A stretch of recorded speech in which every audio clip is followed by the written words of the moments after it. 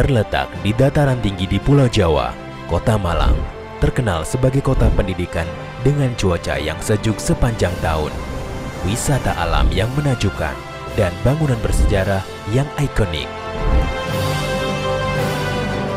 Pada tahun 1963 di Kota Malang diresmikan Universitas Brawijaya dan menjadi salah satu perguruan tinggi terkemuka di Indonesia. Sebagai himpunan sumber daya pendukung yang menyelenggarakan dan mengelola pendidikan akademik dan atau pendidikan profesi dalam satu rumpun disiplin ilmu pengetahuan dan teknologi di Universitas Brawijaya, Fakultas Teknik berperan penting dalam memajukan bidang keteknikan melalui pendidikan, penelitian, dan pengabdian masyarakat.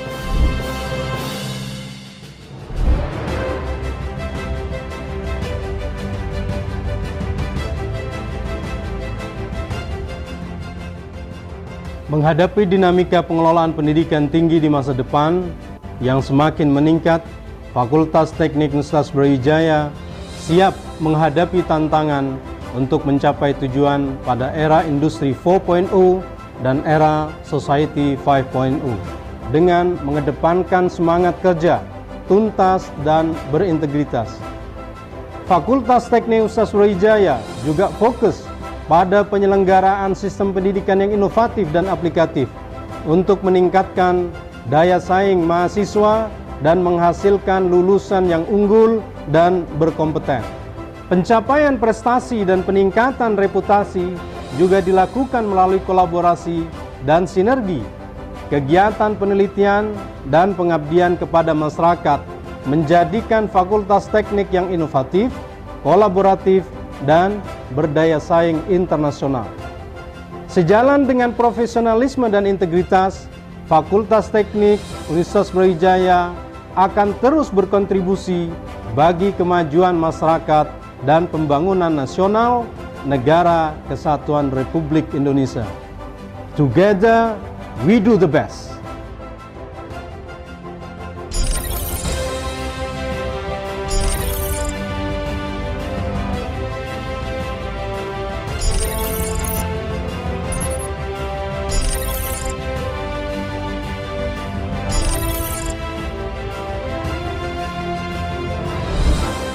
Untuk menjamin terlaksananya harmonisasi antar unit kerja, pencapaian kinerja yang optimal dan rekognisi di tingkat nasional maupun internasional, Fakultas Teknik senantiasa melaksanakan sistem penjaminan mutu internal yang meliputi penetapan, pelaksanaan, evaluasi, pengendalian, dan peningkatan program-program kami secara berkesinambungan.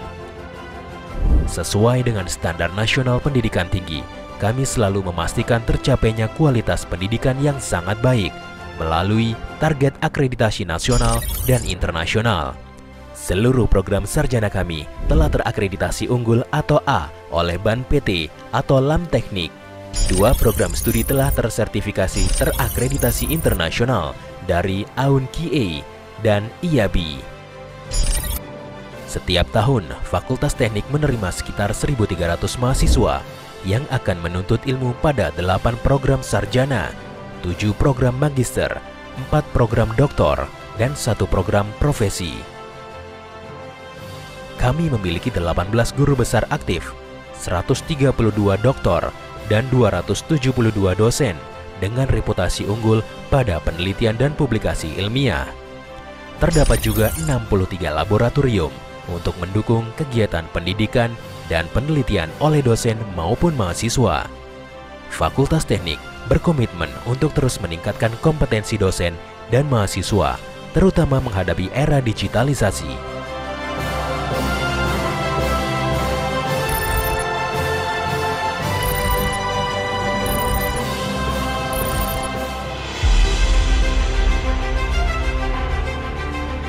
Sembilan departemen yang bernaung di bawah Fakultas Teknik adalah Departemen Teknik Sipil, Departemen Teknik Mesin, Departemen Teknik Pengairan, Departemen Teknik Elektro, Departemen Arsitektur, Departemen Perencanaan Wilayah dan Kota, Departemen Teknik Industri, Departemen Teknik Kimia, Program Studi Program Profesi Insinyur,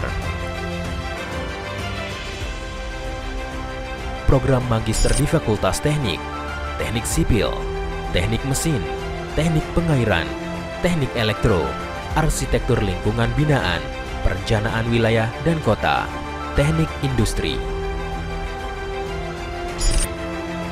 Program Doktor di Fakultas Teknik, Ilmu Teknik Sipil, Ilmu Teknik Mesin, Teknik Sumber Daya Air, Teknik Elektro.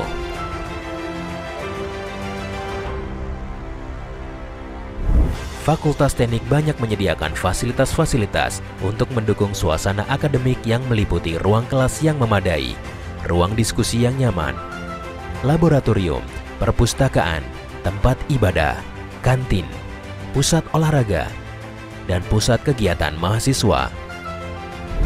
Fakultas Teknik mempunyai BEM, Badan Eksekutif Mahasiswa, Himpunan Mahasiswa, Departemen dan Lembaga Semi-Otonom sebagai wadah untuk melaksanakan kegiatan kokurikuler dan ekstrakurikuler mahasiswa, terutama dalam bidang minat, bakat, dan kesejahteraan mahasiswa sesuai dengan aspirasi mahasiswa yang disalurkan melalui organisasi yang ada. Fakultas Teknik dipercaya akan semakin berkembang melalui kerjasama dengan berbagai stakeholder.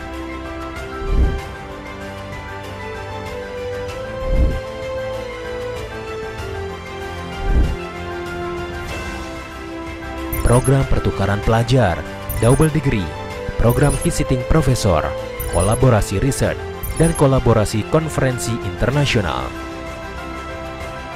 Fakultas Teknik mendorong seluruh sivitas akademika untuk mendapatkan prestasi yang baik di bidang akademik maupun non-akademik. Prestasi dosen berupa paten atas inovasi penelitian meningkat setiap tahunnya. Para mahasiswa juga memperoleh prestasi yang membanggakan di tingkat nasional maupun internasional dengan semangat inovasi dan kolaborasi. Lulusan Fakultas Teknik Profesional, tangguh, siap membangun negeri dan meningkatkan kesejahteraan masyarakat. Fakultas Teknik Universitas Brawijaya akan bekerja keras memberikan prestasi terbaik untuk pembangunan berkelanjutan Negara Kesatuan Republik Indonesia.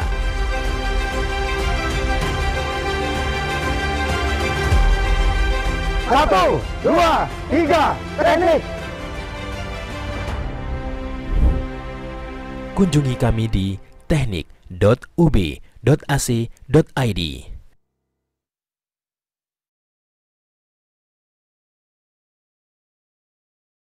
Alright, before we start, to all the participants, I would like to inform you to change your name into the format of room number underscore ID number underscore your name. I repeat, please change your name into the format of number of room underscore ID number underscore your name. Alright, Assalamualaikum warahmatullahi wabarakatuh. Om Swastiastu, Namo Buddhaya, Salam Kebajikan. Good morning, distinguished guests, esteemed speakers, and fellow participants. A warm welcome to each and every one of you to the 3rd International Youth Conference of Engineering Innovation, IYCEI, a gathering that brings together the brightest minds and aspiring innovators from around the globe.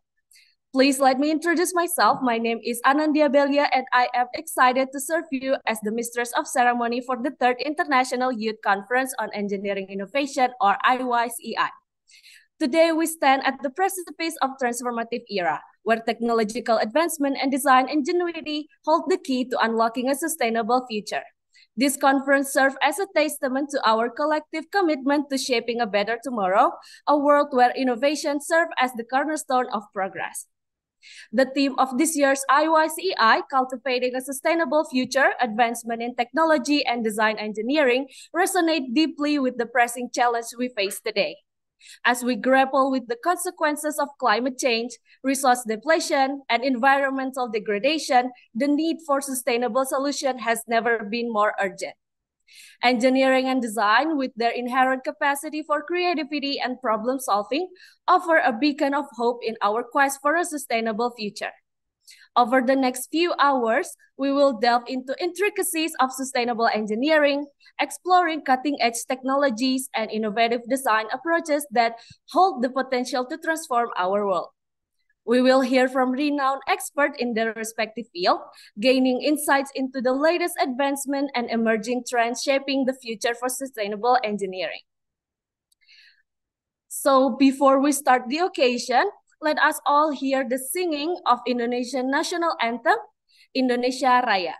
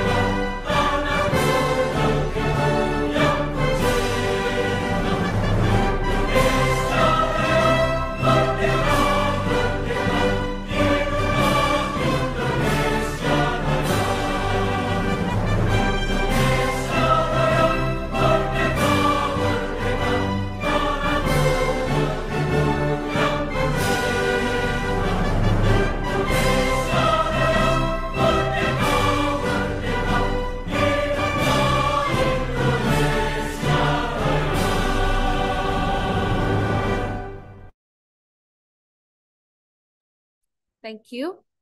And let us not forget to take a prayer so this occasion will run smoothly. I will lead this prayer session. Pray according to each belief. Begin.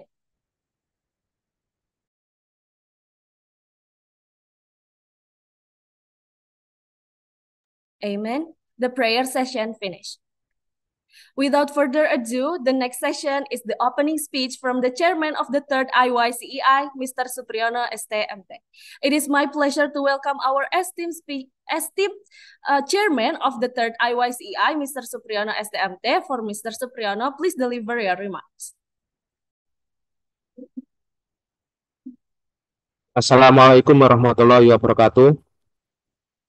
Good morning, my respected Professor Insinyur Hadi Suyono, STMT, PhD, IPU ASEAN Engineering, as Head of the Faculty of Engineering, Brawijaya University. Our keynote speaker, Dr. Engineering Muhammad Aziz, Dr. Teknologi Christina Maidiana, STM Engineering, Rama Octavian, ST Rahman Dika Hernanda, ST MSc PhD. Ladies and gentlemen, fellow speakers, and good morning to our audience joining us online from around the world. First, may I thank each of our speakers for taking part in this event. The International Youth Conference on Engineering Innovation is an annual conference held by Faculty of Engineering Universitas Brawijaya, Indonesia. This year, the conference will be held online for the third time, and we hope to gather many young bright minds in advance the scope of research and application in engineering. The third International Youth Conference on Engineering Innovation is organized and hosted by the Faculty of Engineering Universitas Brawijaya, Indonesia. The event held by online in Malang, Indonesia. This international conference was attended by 4 keynote speakers and 256 participants from 5 different countries. I also want to thank all of you for connecting this morning, and I hope you are looking forward to the discussion. Wassalamualaikum warahmatullahi wabarakatuh. Thank you, Mr. Supriyono, for the opening remarks.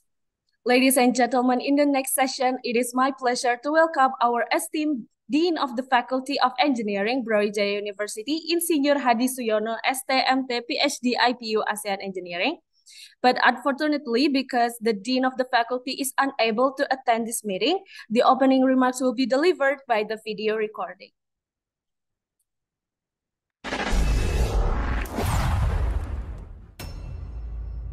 Assalamualaikum warahmatullahi wabarakatuh. Good morning, ladies and gentlemen.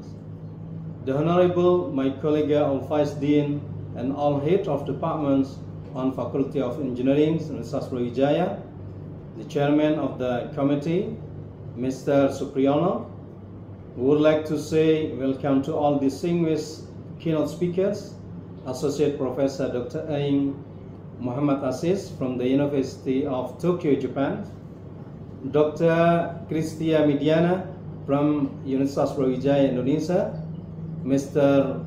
Rama Octavian from the University of Sheffield, UK, Dr. Rahmandika Hermanda from National Yangming Chiatung University, Taiwan. Also, distinguished guests and all presenters and participants. On behalf of Faculty of Engineering, Universitas Brawijaya, it is my pleasure to welcome you all to our third International Youth Conference on Engineering Innovation 2023, IYCEI, which is hosted by Faculty of Engineering, Universitas Brawijaya. As one of the leading universities, Universitas Brawijaya has a goal of becoming a world-class university. We achieve this goal through the university vision, that is to become an excellent university with international standard and able to play an active role in nation building through the process of education, research, and community services.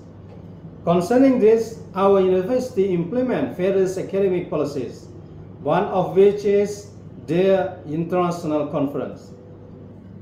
Distinguished guests, ladies and gentlemen, IYCEI covers the knowledge field of engineering, planning, and architecture disciplines. It's become a part of scientific activities program in the Faculty of Engineering, Universitas Brawijaya, and plays the very strategic and active role in producing a close link to the industry and society.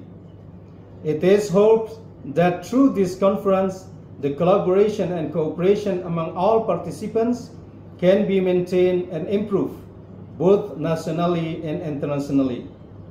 This conference will be able to build up the productive dialogue between participants of discipline backgrounds, especially will be attended by the brightest students to networks and discuss their research. It also provides an invaluable opportunity for networking and will bring out the welfare of the Indonesia society. I greatly appreciate the whole team which has been involved in this IYCEI event. Thanks for all the hard work you put in organizing this conference. Please also allow me to extend the sincere thanks to all our honors keynote speakers. Associate Professor Dr. Aing Muhammad Aziz, Dr. Cristia Midiana, Mr. Rama Octavians, Dr. Rahmandika Hermanda. Last but not least, this conference could not have been realized without the paper contribution of all authors and participants. Great appreciation of them. Finally, I wish all participants successful and fruitful conference, and please always keep healthy and happy. May God Almighty guide us all in carrying out our respective role and realizing our contribution in the society. Thank you very much for your kind attention, and wassalamualaikum warahmatullahi wabarakatuh.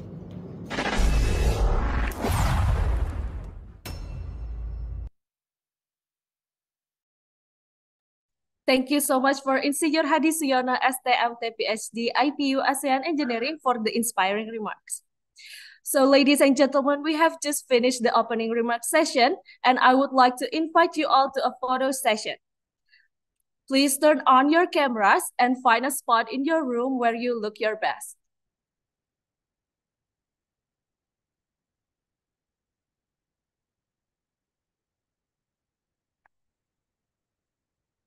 I repeat, please, for all the participants, please turn on your cameras and find your spot on your room where you look best.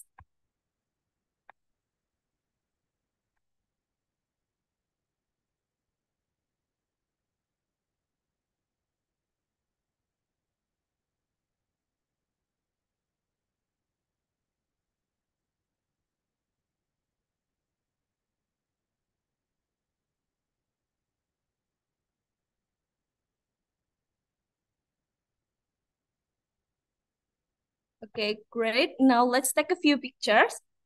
I will count on 3. 1, 2, 3. Next slide. 1, 2, 3. And then the next slide. 1, 2, 3. Next slide. 1, 2, 3. And the last slide. 1, 2, 3. Okay, thank you for participating in the photo session. Now let's continue the conference. So we are now ready to begin the keynote speech by our first speakers, Dr. Engineering Muhammad Aziz from the University of Tokyo, Japan.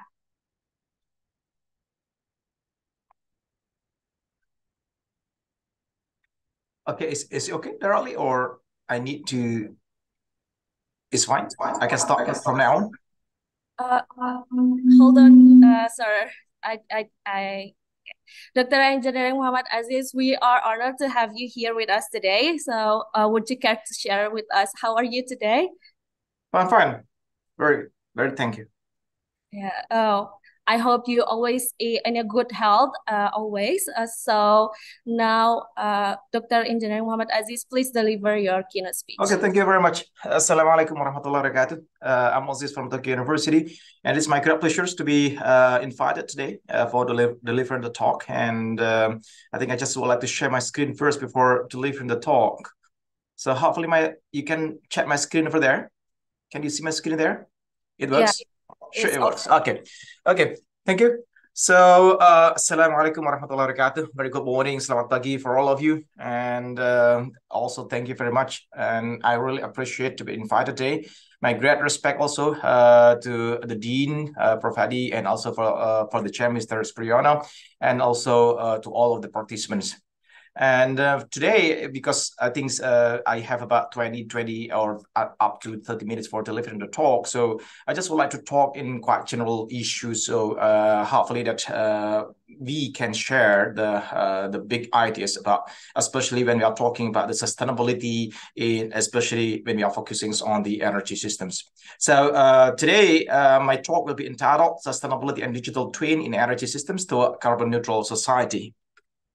And before I explain or deliver my talk today, I just would like to introduce our laboratory here in Tokyo University, and hopefully that in case that you have any interest for joining us as the students and also maybe collaborating with us or maybe visiting us here, we are actually welcoming for that. And you can also access further information, detailed information for our laboratory to this website, epi.is.u-tokyo.ac.jp over years. Now, currently we have about 18 students in total. And among them, I think now we have 4 students coming from Indonesia. And also that's regular students. And now currently also 2 non-regular students also from Indonesia. Okay, then we have also several research topics that we are now conducting in our laboratory. We are starting from designing and also optimizing any kind of energy systems, including also energy conversions, and also sometimes also dealing with any kind of large-scale energy systems, not only limited to power generations or any kind of chemical conversions, but also we are also focusing on the region level. So that's also include countries or certain levels of the regions or etc. We are combining also with not only steady state of the simulation, but also the dynamic state of the simulation. So we are adopting any kind of big data correlated with the historical data and also weather data to predict what really happens, what we can have in the futures, including also 1 decade, 2 decades, or maybe 2060 or etc. So we are adopting also any kind of artificial intelligence for that. And we have also some technologies correlated with developments for the hydrogen productions. We are developing any kind of what we call the chemical looping technology. We are producing hydrogens, but at the same time, we are also spreading CO2. So it means that we can produce any kind of clean hydrogens there. And then also we have what we call the hydrogen storage technology, but we are much more focusing on developing the new structures for hydrogen storage. And our structures basically based on what you usually call as the triplet periodic minimal surface structures. And this structures is very, I think is very important for all of us, because the characteristics of this TPMS structure is it has very good strength and also good, very excellent hydrogen density storage density, and also finally also very good heat exchange. And also we have research correlated with any kind of predictions for the hydrogen's combustion technology for years. So we are developing any kind of high accuracy simulation technology for hydrogen's combustions. And the problem with the hydrogen combustion is that we are producing the water, means that the flames during the combustions is unseen. So we cannot check by our bare eyes. So the problem over there means that the temperature is very high, but we cannot check what really happens during the combustions. It's really different when we are combusting any kind of hydrocarbon fuels. So at that times we are producing CO2, we are producing nitrogen, or etc. But in case of hydrogens, means that we are also producing the water. And also we are developing any kind of what we call the artificial intelligence or machine learning, but it is quite different with other conventional neural network or machine learning technology, because in this case, we are not only based or developing our technology based on the data-driven or database, but also we are combining together any kind of physics information. So we are combining with any kind of fluid dynamics, we are combining with any kind of chemical reactions, and together also with the big data from any kind of simulation, from any kind of real plants, and also experiment-based. And also we are having research correlated with battery technologies, including redox flow battery and also solid state battery, and also how far we can utilize electric vehicles to support our electrical grid. So from now on, I just would like to introduce my talk today, and starting from any kind of when we are dealing with any kind of sustainability in the energy systems, what kind of sustainability should we have in the future? And when we are talking about the energy sustainability, means that we cannot, we should integrate these 3 pillars in the energy sustainability.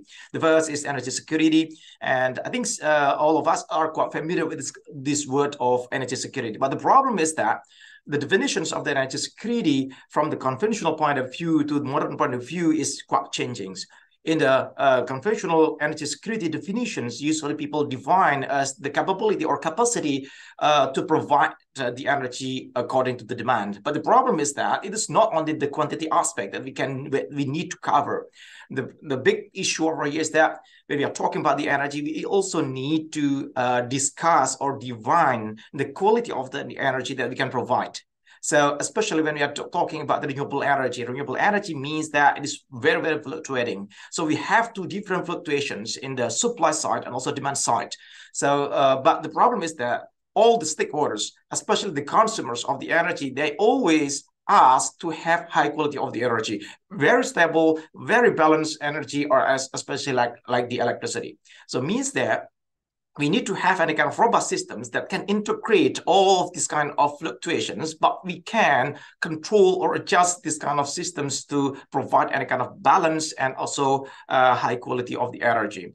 And then the second aspect in the sustainability of the energy is correlated with the energy equity, means that, however, we can facilitate all the stakeholders to participate actively, mutually in the energy system. So we provide the opportunity to all the stakeholders, not only to consume the energy, but also to participate, to sell, to purchase, and also to store, or maybe also they can join any kind of balancing services, operating services. So it means that there will be any kind of distributed economy to all of the stakeholders. They will be motivated to take part or participate in the energy systems.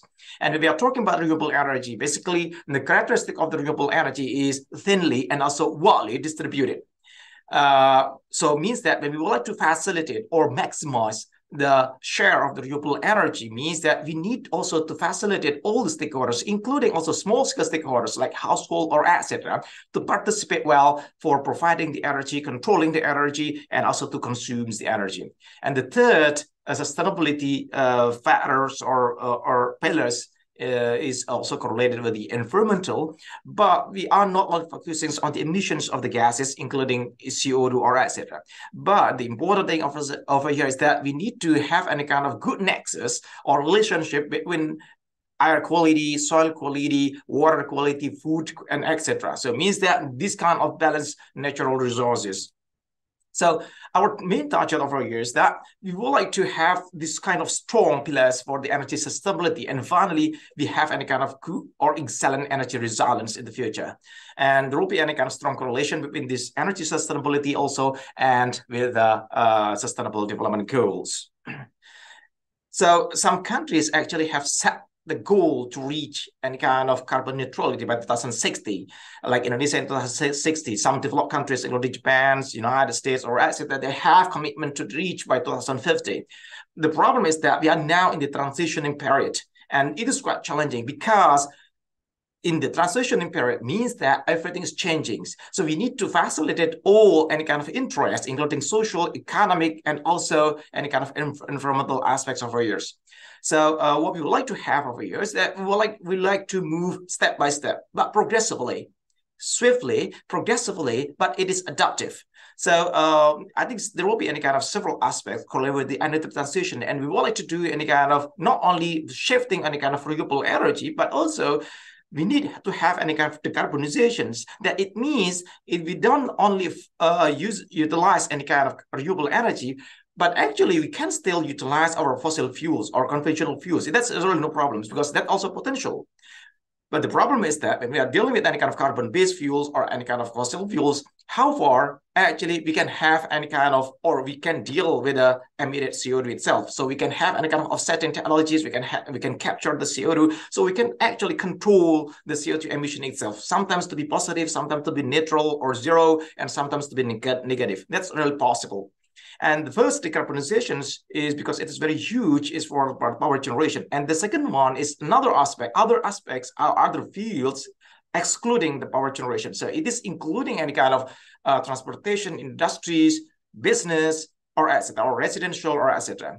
And the third aspect is correlated with the energy productivity. And when we are talking about the energy productivity, means that we are not only talking about the energy efficiency. Energy efficiency, we are much more focusing on the technology that we can adopt, and also as well as also the energy productivity. But also that's also include any kind of energy conservation. When we are dealing with energy conservation, it is quite different because energy conservation much more focusing on the behaviors. So how far we can change our behaviors, our consumption's behavior, or etc. And also this is very important that we need also to have any kind of responsibility, ownership to the energy systems. How far we can participate well in the energy systems, minimally added. Also, we can have any kind of responsibility, adjust our behaviors consumption behaviors for the energy itself. And the fourth one is correlated with the how far we can build any kind of scenario that finally can have any kind of minimum carbon emissions to the atmosphere. We are moving from any kind of conventional to any kind of modern energy system in the future. And the conventional one, I think we are relying on strongly on the fossil fuels, including coal, natural gases, oil, or etc. But in the futures, because we believe that the share of the conventional fuels or fossil fuels will be decreased significantly, while the share of the renewable energy will increase significantly, means that at that time, the fluctuations will be very huge over there. So the big things over here is that how far we can adjust the systems, and also we need to have any kind of robust systems, not only to control, but also secure and also safe. So as I mentioned previously, during the transitioning means that we are dealing with several concerns, including environmental concerns, biodiversity, quality of the nature, etc., and also the economic. So some people are moving from any kind of established conventional-based systems to any kind of renewable-based energy system, or etc. And we are also dealing with any kind of some vested interest in the society. And also for the social, maybe we are talking about the job creations from moving from any kind of fossil fuel-based systems to any kind of renewable-based system, or etc. And this is the future energy options for all of us. So as I mentioned previously, that we are not only focusing on the renewable energy, but the big things is that how far we actually can control the CO2 itself. Not only CO2 actually, but also we are dealing with several greenhouse gases, including NOx, SOx, or etc. And also finally, also adoptions of the secondary energy resources.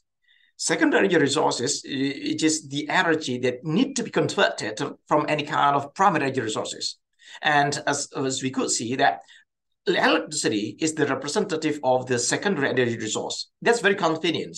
In the real life, I think finally it is very convenient to consume the electricity rather than we just directly get the energy from the solar or any kind of wind or etc. So it means that in the future, the share of the secondary energy resources in the consumption side, I think will be increasing significantly. And so we have several options for them. We are having any kind of electricity, we have any kind of chemical energy, but when we are talking about the chemical energy means that we are avoiding any kind of carbon-based chemical energy.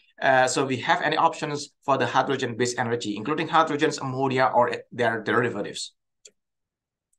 So now we are having two different paradigms. Now currently we have Industry 4.0, Society 5.0. There, or both of them are actually sharing quite big things. But the problem is that I think both of them also have different points. In Society 5.0, we are much more focusing on the civilization change. So we are not only focusing on the change in our transformation in the technology or any kind of digital transformations. So how far we can facilitate our culture, our mindset, together with the change in the technological aspect. So that's the big things in the Society 5.0. And as I mentioned previously, that digital transformation is basically not the main target. It is not the main objectives. The main objective for this kind of transformation is that we would like to facilitate our capacity, build up our capacity, and also facilitate all our creativity, or our capacity, our imagination capability to not only solve the problems, but also to create the value to the society. That's very important. So in the energy systems now, also not only in the energy, but also finally in the future, everything will be integrated, including any kind of materials, energy. There will be no difference between the materials flow and also energy flow. So we need to integrate both of them, and we are moving from any kind of linear economy to any kind of circular economy. So in the circular economy, what we are targeting for is that we need to maximize the circulations of the materials and also the energy inside the society.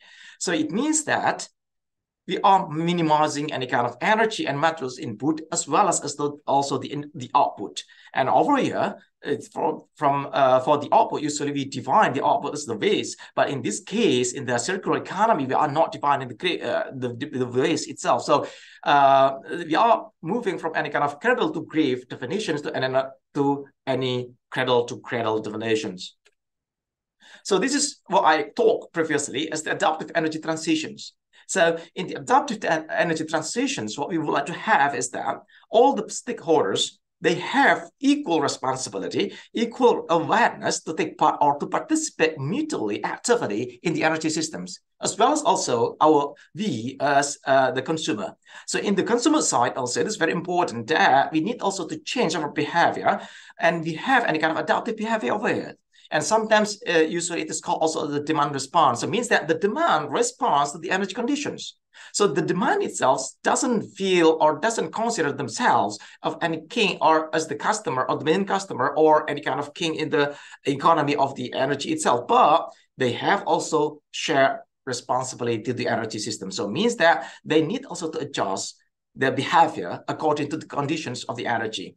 And in the futures, I think it will be also guided with or led by any kind of like dynamic pricings, because real-time pricing will be also happen in the futures. I think now, like in Indonesia, the price for the electricity, the price for the energy is fixed for 24 hours. But in the futures, I believe that it will be changing every 30 minutes or 1 hour. So it means that in case that the price is high and the balance between the energy supply and also demands is quite dangerous, means that the price of the energy will be quite high, and maybe the consumers, they need to change or they need to avoid any kind of energy intensive activities. So there are some technologies correlated with the energy systems, and we are also developing some technologies over here. And I think there are 4 basic technology that we are adopting or we are utilizing when we are talking about the energy systems itself. The first thing is that correlated with the Internet of Things or IoT itself. So it means that we are connecting everything, and we are collecting the data, we are censoring, we are monitoring, or etc. And then we are creating any kind of big data. Big data is very important, whether that's historical data or etc. So after getting any kind of or collecting the data and creating any kind of big data, what we like to have is that we need to have also we need to process this kind of data using any kind of artificial intelligence, and finally we can have any kind of decisions or suggestions minimally.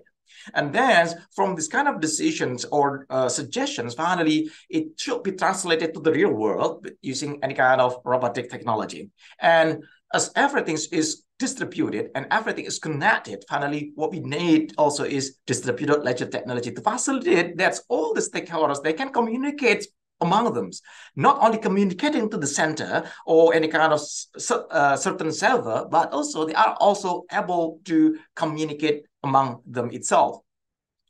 So this is issues correlated with the big data, but I think because I'm running out of time, so I would like to skip this one. And then this is, as I mentioned previously, that all of the stakeholders, including energy providers, energy generators, and also energy operators, energy consumers, or etc., we are sharing the big data. We are sharing any kind of consumption data, any kind of generation data, any kind of weather data, historical data, or etc. So finally, what we would like to have is that we would like to have any kind of open market in the future. So the price itself will be fluctuating. So everyone, including small scales, they can also participate actively in the market itself, including also like small, like household or etc. In case that the household, they have any kind of PV panels, they have battery, they have electric vehicles or etc. Finally, they also provide. They are not only selling, but also they can participate in the balancing services. And balancing services usually much more expensive compared to any kind of just selling the electricity or consuming the electricity. So the next technology that is very important is that digital twin. So because the systems becomes very complex, but we would like to have everything to be real times. So we are combining between the real world and the virtual world or any kind of digital world. But it should be happens in real-time manner, simultaneously. It is so digital twin technology is really different with the simulation. Sometimes simulations we need any kind of like 2 weeks, 3 weeks, or maybe 1 year, 2 years, something like that. That's simulations. But the big things for the digital twin technology is that it should be happens in real-time manner. So like calculation technology, simulation technology, we're just usually taking very long time. It should be shortened. Or in case that it cannot be shortened itself, we need to have any kind of another technology to support that. That's why in our technology, in our combustion technology for the hydrogen combustions, we also adopt any kind of physics-informed neural network. So we are combining with the big data and also with the any kind of physics informations.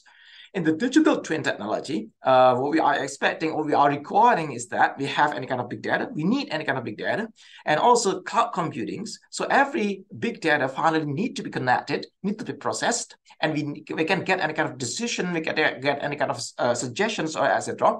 And also this is artificial intelligence to translate or to actually to get any kind of to process the big data, and finally also extended reality and any kind of IoT technology. So artificial intelligence actually has been adopted in the energy systems. In our study also, we have utilizing this kind of artificial intelligence for predicting what's really happening in the futures, for designing, optimizing the energy system itself. And also it is very, very simple examples that for the power generation also, because power generation basically should be very responsive.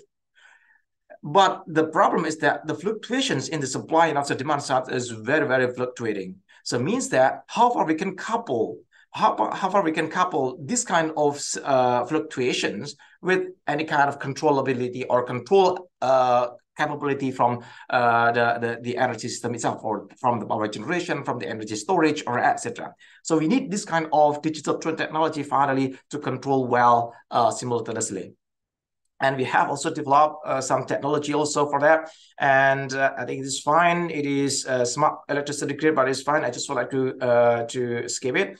And when we are talking, as I mentioned previously, we need to develop any kind of carbon-free secondary energy resources. So what kind of carbon-free secondary resources available in our world, this including electricity, and also for the chemical energy, we have only carbons and hydrogens. But the problem is that when we are dealing with the carbon means that we are emitting CO2. So another good option is that we only have hydrogen for that. So hydrogen is also a very, very potential fuels, or it can be converted, synthesized ammonia, and that ammonia also could be utilized as chemicals and also as well as fuel. And also another option is metal fuels. And the last one is heat. So this kind of secondary energy resources basically can be converted to each other. But the problem is that how far we can build any kind of scenario to convert them effectively. So all the energy resources finally will be converted mutually, and finally also will be integrated. So we cannot distinguish whether at the beginnings maybe we can generate electricity, but usually sometimes maybe we need any kind of fuels based on the chemical energy like hydrogen, ammonia, or etc. Or sometimes primary energy resources should be converted first to the chemical energy and then to electricity or etc. So everything will be really connected and also integrated and mutually converted. And we have some options for the hydrogen itself, for the utilization of the hydrogens. And we also work for setting up any kind of possible roadmap for, in recent case, to 2060, carbon neutrality at 2060. So what we need actually, we are not only relying on the renewable energy. So we need to consider that all the coals, all the fossil fuels, including also the natural gas or etc., are also potential for our country. So although in 2060, we didn't set the renewable energy to be 100%, no, because it is really impossible for Indonesian case. So but the big thing so far here is that how can we set up any kind of milestone, which is very quite wise and also doable, feasible, and also measurable. Also, we have any options for developing any kind of hydrogen-based technologies, including for covalent technologies, and also utilizing any kind of fuel cells or etc. And also including the battery, especially also electric vehicles. We need also to develop any kind of vehicle-to-grid technology because that's very important. And also finally, also nuclear power or etc. So this is a possible roadmap for hydrogen for the Indonesian case. The big things over here is that we are now in the introduction period, and I think it will be happen until 2030. The problem is that after that, how far we can have any kind of robust infrastructures, we need to build that before we can achieve any kind of economy from the hydrogen itself. So the big problem is that once we cannot have any kind of infrastructures over years, we cannot get any kind of massive adoptions of the hydrogen. Means that it is very, very difficult for us to get any kind of, or to reach any kind of hydrogen economy in our society. So this is the applications for the hydrogen in Indonesian case. Hydrogen is not only utilized for transportations. That's the big mistakes. The big things for the hydrogen is that we are targeting for power generations. Like Japan's, we would like to replace the currently running coal and also natural gas by utilizing hydrogen. So we are importing hydrogens, replacing the currently imported coals and also natural gas. The other options for utilizing the hydrogen is that it is industrial option. Industrial utilization also very big, including also iron, also steel making, and also any kind of cement industries. They are very, very energy intensive over here. And then the third one is followed by the transportation. But for the transportation, it is not only for the cars, it is not only for the passenger cars, but also the big things over here is that because the characteristic of hydrogen is that it has very high gravimetric energy density, means that large scale transportations, including like aircraft and also ships, railway, trucks, or etc., I think will be the main consumers of the hydrogen in the transportation sector. I think I just have about 4 minutes to close my presentation today. So before that, I just would like to introduce one technology that is very important correlated with the vehicle to create technology. So we have any kind of electric vehicles distributed in our society. The big opportunity for the electric vehicle is that it has quite lots capacity of the battery. But the problem is that if we cannot have any kind of coordinations, or we cannot have any kind of controllability for charging and also discharging of electric vehicles, finally, it will be very dangerous for our electrical grid.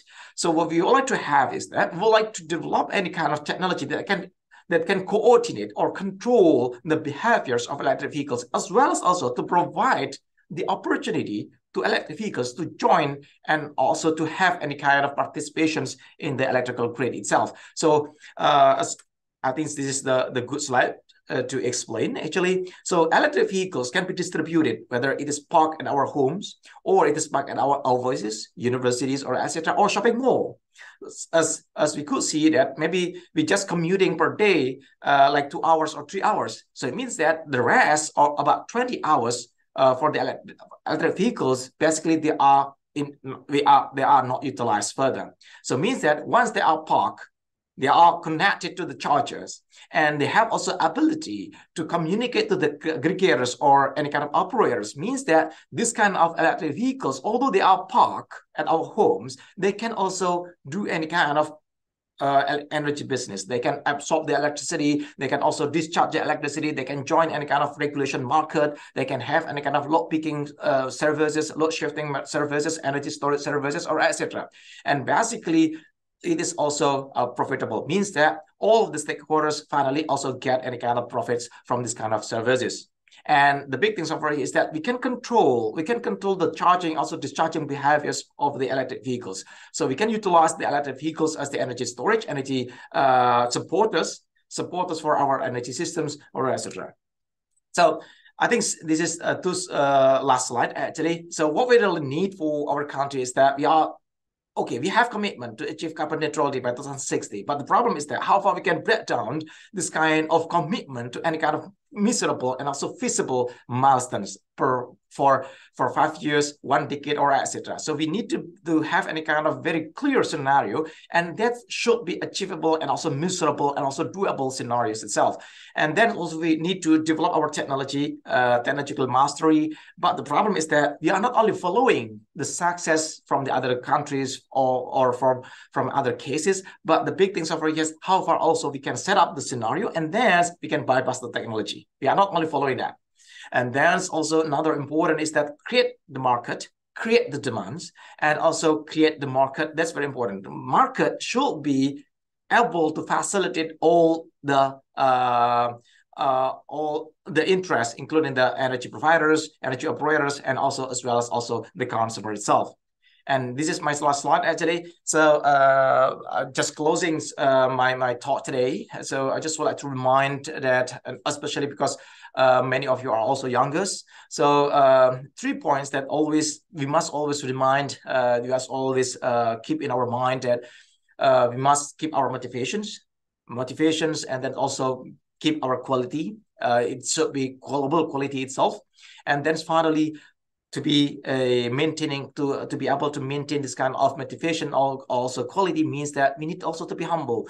Humbleness over here doesn't mean that, oh, we are just humble to other people. No, but the big things over there is that we need to be objective with ourselves. We need to be aware with ourselves. What is our limitations, what we cannot do, or etc. And thank you very much for all your attentions. In case that you have several points to discuss, it's well, to welcome for that. But in case that the time is limited, you can also drop the email to this email address. Thank you very much. Wassalamualaikum warahmatullahi wabarakatuh. Waalaikumsalam warahmatullahi wabarakatuh. Thank you so much, Dr. Engineer Muhammad Aziz, for the thought-provoking speech. So now we will open the Q&A session to the participants who want to deliver their question. You can use the raise hand feature and can deliver the question after being permitted by the MC. However, if there is any problem with your camera or microphone, you can type it in the chat column and I will read the question. And don't forget to mention your name. Thank you.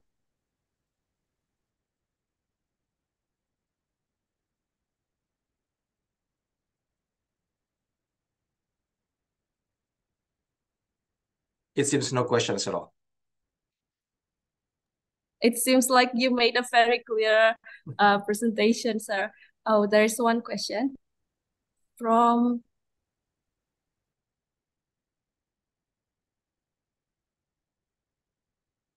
Sorry, you are muted.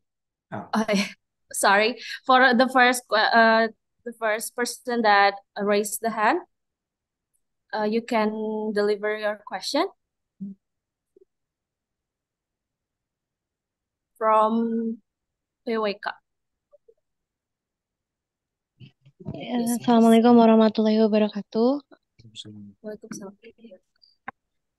Excuse me, may I turn off my camera because it is in an error? Yeah, that's totally okay. I'm here to ask a question to Mr. Muhammad Aziz about the outcome of the sustainable factors, which is poverty.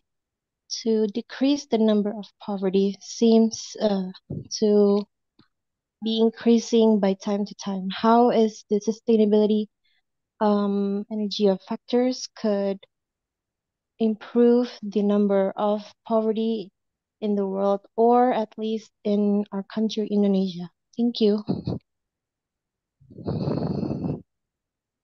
Is it okay to answer totally, or we need to collect the questions? It's totally up to you, sir, if you want to or answer maybe it we are directly. collecting the questions. It's really much better, so we can actually much be more effective.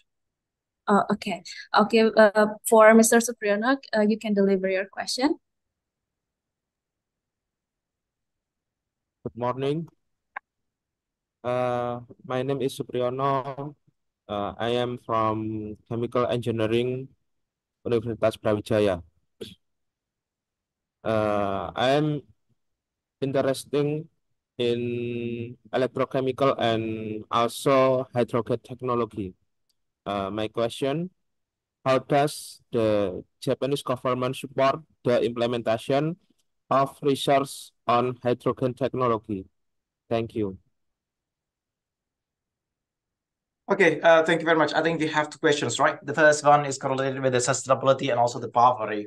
And because I'm much more focusing on the energy, means that I just would like to focus much more on the energy, how far we can I mean, when we are increasing the sustainability in the energy, means that at that time also we can reduce any kind of poverty in our country. So as mentioned previously, that when we are dealing with the energy, means that we all need also to focus on the equity.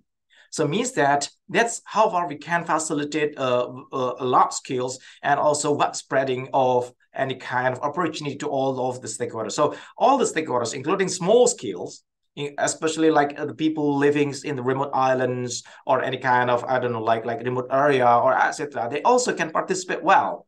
So when we have any kind of our potentials in our regions, so it means that at that times we can also sell the energy at that time. So it means that we can also have any kind of distributed economy to all the stakeholders. So that's the big things in the conventional energy system is that everything just flows in one direction. So there is any kind of energy providers, there's any kind of energy generators, and also energy operators, and finally consumers only consumes that. Yeah, there is any kind of incentives, or there is any kind of support for any kind of like people who are living in under poverty. But the big thing so far is that there's no any kind of mutual participation from the people living under poverty over here. So what we are targeting for is that how far we can increase the distributed economy, including also in the energy systems, in the energy field. That's very important. So because I believe that although people are living, although they are living in any kind of remote islands or remote areas, they still have any kind of natural resources, including also the solar, winds, or maybe some other resources, including biomass or etc. Means that once they can utilize them effectively and they can generate any kind of energy, including not only the electricity, but also any kind of some potential fuels or etc. Finally, also there will be any kind of potential to have any kind of economic opportunity. So they can sell it. They can have also another options for storage or etc. Not only consuming. So everything can flow in bidirectional directions. So it is not only in single or unidirectional.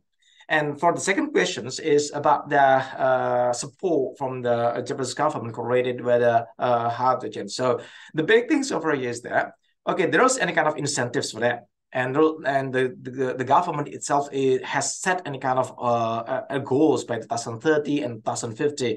2030, we would like to import 3 million ton hydrogens per year. By 2060, we would like 2050, we would like to increase to 20 million ton hydrogens per year. So it means that the demand itself is very huge. So the government now is very, very eager to develop any kind of very large scale hydrogen conversions or productions, and also it is storage and also transportation to Japan. And that's the big or large-scale projects now has been started and just launched, and the project will be started itself by 2028. So it will be the first largest hydrogen productions and also intercontinental transportation of the hydrogen from Australia to Japan. And the second option is that we are trying to move the tax from carbon-based fuels to hydrogen itself. So now the carbon tax also has been adopted in Japan. And when we are dealing with the carbon fuels, means at that times we are also paying the tax about $2.1 per ton. And this kind of tax now is utilized to cover the incentives utilized for the hydrogen developments. That the big things that now we have also in our condition in Japan actually, and also some support for the research and also developments now also being very active in Japan. Thank you very much for the questions.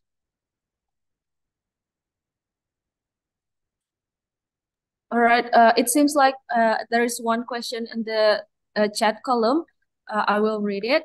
Hello, I'm Al-Fatih, ID 422, room 11. How effective and efficient this hydrogen power compared to biomass and waste combustion, which is fast used in Indonesia to reduce its waste problem, and how to improve hydrogen power in the future?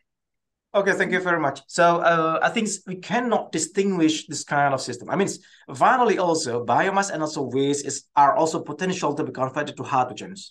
So case by case, I think the system should be distinguished case by case. So whether we would like to generate fuels or we would like to generate the electricity. And because hydrogens is not available in the nature, basically, although there's any kind of white hydrogens, but basically it should be converted from any kind of primary energy resources, including solar, fossil fuels, or etc. And when you're talking about the biomass and also waste, basically there are quite potentials to be converted also to hydrogens. So we have options whether this kind of biomass or waste to be converted to electricity or to hydrogens. So it really depends on the demands and also any kind of infrastructures for the storage, for the transportations, or etc. And when we are talking about the efficiency of the energy in total, so it's also case by case. So when we are utilizing any kind of combustion technology, because it is thermochemical technology, it deals with the thermal, means that the total efficiency is quite low. When we are dealing with any kind of combustion technology, usually for the large scales, usually the efficiency is only about 35 to 42%.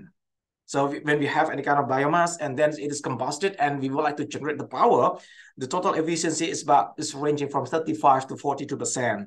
But when we have any kind of hydrogens, yeah, it depends whether hydrogen is produced from any kind of electricity or any kind of renewable energy, or etc. In case that it's produced from electricity or any kind of renewable energy, means that the efficiency for the production is about 73% or 75%. And then to return back the hydrogen to the electricity, that's also another 75 or 73%. So in total, in case that we have excess electricity or any kind of electricity from any kind of renewable energy, solar or etc., finally the return efficiency or the total efficiency is 0.75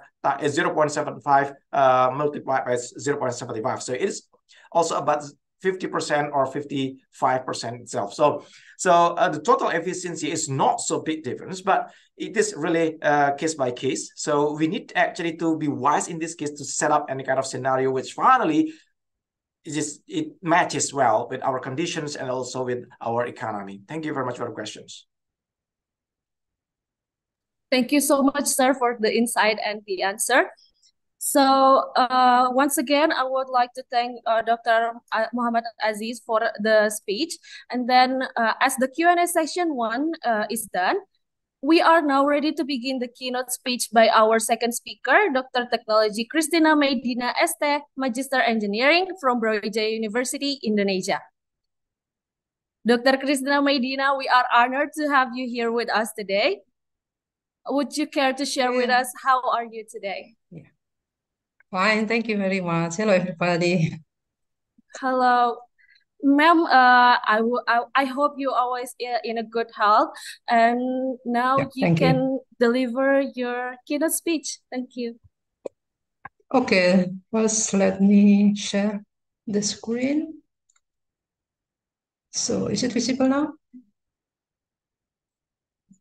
Yes, ma'am. Yeah, hello everybody, good morning. Today I will talk about the decarbonization and also about the target of Indonesia to achieve the net zero emission by 2060. Actually, in the first decade, the government target to achieve the net zero emission not in 2060 but 2050, and then it has been revised.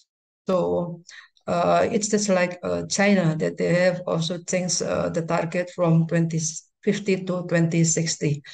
And I will explain also about the background and also the reason why decarbonization is very important, especially in the case of Indonesia to achieve the target. So before I started, let me introduce myself. Yeah, I'm Christina Mediana. I'm a lecturer at the Department of Regional Planning, Faculty of Engineering, and my expertise is actually environmental technology, but I will try to make this presentation a little bit general so I hope everyone can understand easily what I will present. So referring to the IPCC, Intergovernmental Panel for Climate Change, for which to the global greenhouse emission energy sector, including the energy use in buildings and also transportation, as well as the energy use in industry. And the second is the sector of agriculture, forestry, and land use. And the rest are from industry and also waste sector. But if we see the share of the emission, we can see here that the energy take the highest percentage.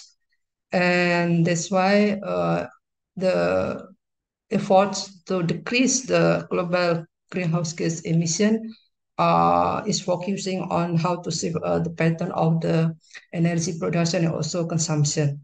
And this percentage is also contributed by five top emitter in the world. The first is China, and then followed by United States, India, Russia, and Japan. And of course, Indonesia belongs also to the highest rank of the emitter.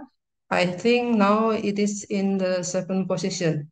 But some resources said that Indonesia has been out of the top 10 emitter of the global greenhouse gas emission. And in the future, it is predicted that the trend is increasing. Yeah, and we can see also here from the data 1990 until 2020 that the trend is increasing for total greenhouse gas emission by sector. And once again, the energy sector, including the electricity and the transportation, take the highest percentage, take the higher portion of the global, the total greenhouse gas emission. And also for the emission per capita, the sector of energy take also the highest portion for the global greenhouse gas emission. That's why in the next slide, I will explain why this sector should be focused for all the countries has been ratified the Paris Agreement to achieve the target of 2050 net zero emission. And if we can see the pictures that commonly there are patterns that relate between the environmental pressure and also the increase of GDP. Yeah, the common pattern is that they go along with the proportional relation. We can see here for the global data from 1965 until 2010 that the GDP increase proportional to the environmental pressure indicated by the increasing emission. And it also happens, occur in some countries, especially the transition countries, and then the developing countries and the emerging countries. So the countries that will start to change to industrial country. For example, Turkey, yeah, and then Vietnam, and as well as for the China. So of course, this pattern cannot be denied for most developing countries because these countries try to increase the indicator for economic growth, but in the other side, usually they sacrifice the sustainability of the environmental. So this happens, like I said, in most developing countries. But next slide, I will show you that this pattern actually can be changed, learn from the developed countries, for example, European communities and also USA. So because of this trend that actually if we let the trend just like that, at the end, maybe the earth cannot sustain anymore the need of the people, the need of the human to fulfill their needs to get the welfare. So there are some series of summit who concerned about the climate change, and this is one of the summit. It's called COP, and every year or in some certain some years, the COP will be held by different countries, and this is the one who was held in Glasgow 2021, and the topic is Together for Our Planet. Yeah, maybe some people or student here do not know what COP is. So this is time for Conference of the Parties. The parties is 196 nations which agreed to a new environmental pact, and it has a purpose to assess the effect of measures introduced by the parties to limit climate change against the overall goal. So I propose that maybe after this conference, the student can take a look to the links and also the news about the COP in every series, because until now, I think in December there will be the other COP held in Dubai, I think. So yes, if we talk about the climate change, they have many phases. Yeah, it is a complex definition, and if we talk about it, there are so many questions that you can uh, have here. For example, what is climate change? Why it is a problem? What cause and what is the implication of the climate change and so on. So that's why now all the countries in the world, they are concerned about how to mitigate the climate change, because if they do not do anything, it is predicted that the effect is very bad in the future. And usually the simulation has been made until 2100. Yeah, if the situation now is not changed, or there is no intervention from the government, so what will happen? And there are so many scenarios and also simulation had by countries. So if we talk about climate change, you can see here that actually the main cause of the climate change is the increasing greenhouse gas concentration in the atmosphere. So there are two responses to face the event of climate change. The first is the mitigation, and the second is the adaptation. So if we talk about the decarbonization, it means the approach is for the mitigation, how we reduce the emission from the source, from the main sector of the contributor to the greenhouse gas emission. And also the other approach is to absorb the carbon dioxide or greenhouse emission to reduce through the absorption. So there are many, there are two main ways. The first is by enhancing the vegetation, the forest, yeah. And the other, now they introduce the technology to carbon storage utilization. So how to absorb extremely the carbon, because based on the calculation, it is not enough, only depending on the enhancement of the absorption from the vegetation. So yeah, we can see here that if we uh, can mitigate the climate change, actually, it is for the better future. It is for the stability of our earth. So it is important for us from now, basically, to do the energy transition. So every people can have same access to the quality of the climate who is comfort, who is safe for their life, and so on. And also to change the pattern between the relationship between the income, the GDP, yeah, the economic growth, uh, with the environmental pressure. Yeah, we can use the indicator, for example, the emission, like I show you in previous slide. Yeah, how the pattern should be changed. Yeah, we call it decoupling. And the other is also introduction of the technology to absorb the carbon. For example, here by using CCSU, yeah, carbon capture, storage, and utilization. And then along with the mitigation responses, the resilience of the people to face the possibility of the climate change and how they to adapt if the impact happens, yeah, the impact of the climate change happen, at least they can minimize, they can reduce the cost or the consequences if the climate change occur.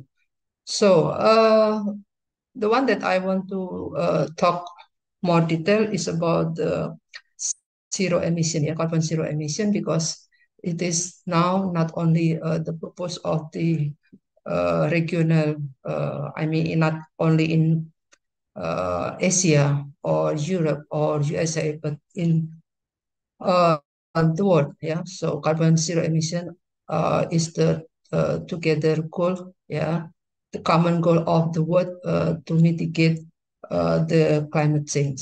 Yeah.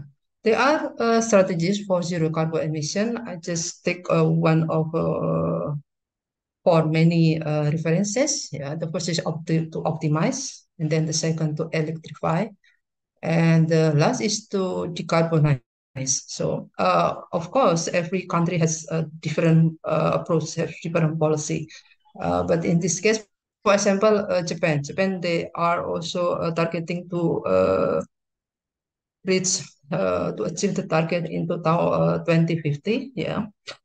Uh, but in this case, I will focus on decarbonization. Yeah, how the pattern should be shift here from uh, full dependent fossil fuel to the zero carbon technology to generate electricity. Yeah, and then of course the share of the renewable energy should be increased, because if we take a look to the target of the government of Indonesia, we have vision of 25-25, yeah, for the share of renewable energy. It means in by 2025, the share of the renewable energy should be 25%.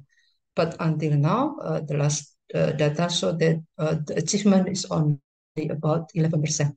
So I think it is a big challenge for the government to pace with the time that the target in 2025 can be fulfilled. Yeah.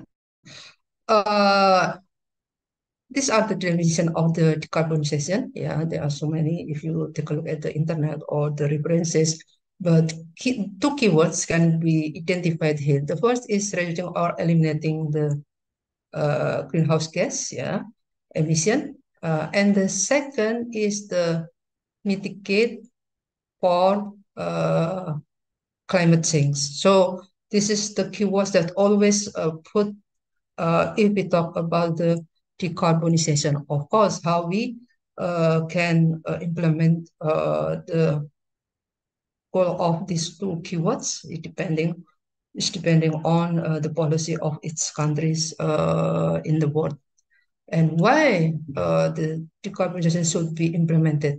Yeah, the first is because it is very important for the target, the global target to reach the net zero emission, yeah, which is agreed in the Paris Agreement, yeah, COP 21, yeah, in 2015. And we see here that there is a statement that to limit global warming, yeah, to well below 2 degrees Celsius, or preferably to 1.5 degrees Celsius compared to pre-industrial level. So this is the statement which is agreed by 196 countries. So they since then they are trying to implement many regulation policies to reach the target by 2050. Yeah, and according to the annual report, the sixth annual report from IPCC, yeah, the just a moment. Yeah, the Earth's temperature has risen by approximately 1.1 degrees Celsius. Yeah, and the sea level rise has been 0.25 meters since the pre-industrial period. So that's why it is very concern for many politicians, for many countries, for to overcome this trend. Yeah, because once again, it is not, there is no intervention, there is no effort to decrease the trend. So maybe the adverse impact, the more, yeah, the more adverse impact can be happen in the next futures. Yeah? And if we want to achieve the target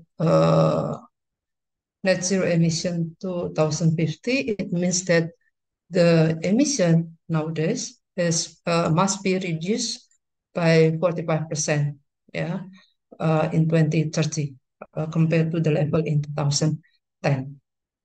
Okay. So, yeah, I will show you briefly about the timeline of summit of the conference related to the climate change. Yeah, like I said before, that the milestone is actually the Paris Agreement, COP21 in 2015, and the last COP, I think it was in Egypt. Yeah, you can take a look at the internet. But still, the target, yeah, they are focusing to get the target by 2030, which is net zero emission. So Indonesia itself has been revised the target. Yeah, initially they have the target to reduce the greenhouse gas emission up to 29% by 23, but it has been revised that the target should be 31.89% by 2030. So every country has always tried to update the target Ya, depending on the cek. dynamic of the Aku aja condition. kalimat-kalimatnya aku. So yeah, and then this is the slide that shows why it is important to keep the temperature rise not more than 2 degrees, or preferably within 1.5 degrees Celsius. Yeah, you can see the consequences. Maybe for us, only 0.5 is not important, but based on the research, yeah, the implication is very big if the rice cannot be kept within 1.5 degrees Celsius, or not more than 2 degrees Celsius. Yeah, this is one of the references that I put, yeah, and show you what are the consequences if the rice is more than between 1.5 until 2 degrees Celsius. And this is also result from another research, yeah, that the rise of the global temperature, yeah, with the 1.5 and 2 degrees Celsius can have enormous impact to the ecosystem, yeah, and also to the environment. So this is the data that we need to be concerned, yeah, because it will affect also the humanity in the future if we do not do anything to overcome this trend. So this is also the data showing the temperature change and the consequences with the simulation change per 1 degree Celsius and 2 degrees Celsius, and also if it is more than 2 degrees Celsius, which is 4 degrees Celsius. So what is the goal of the decarbonization? First is to mitigate climate change and also to limit the global warming by decreasing the concentration of GHG in the atmosphere. And if we talk about it, yeah, we can do a low carbon economy to attain the carbon neutrality. And in the long term, yeah, we can achieve also the net zero emission. This is not the same actually between the carbon neutrality and the net zero emission. I show you here what the difference, yeah. So if we talk about the carbon neutral, actually it focuses only on the carbon emission, yeah, and it is generally easier to attain compared to the net zero emission. Because if you talk net zero emission, it means that any anthropogenic activity should not produce the emission.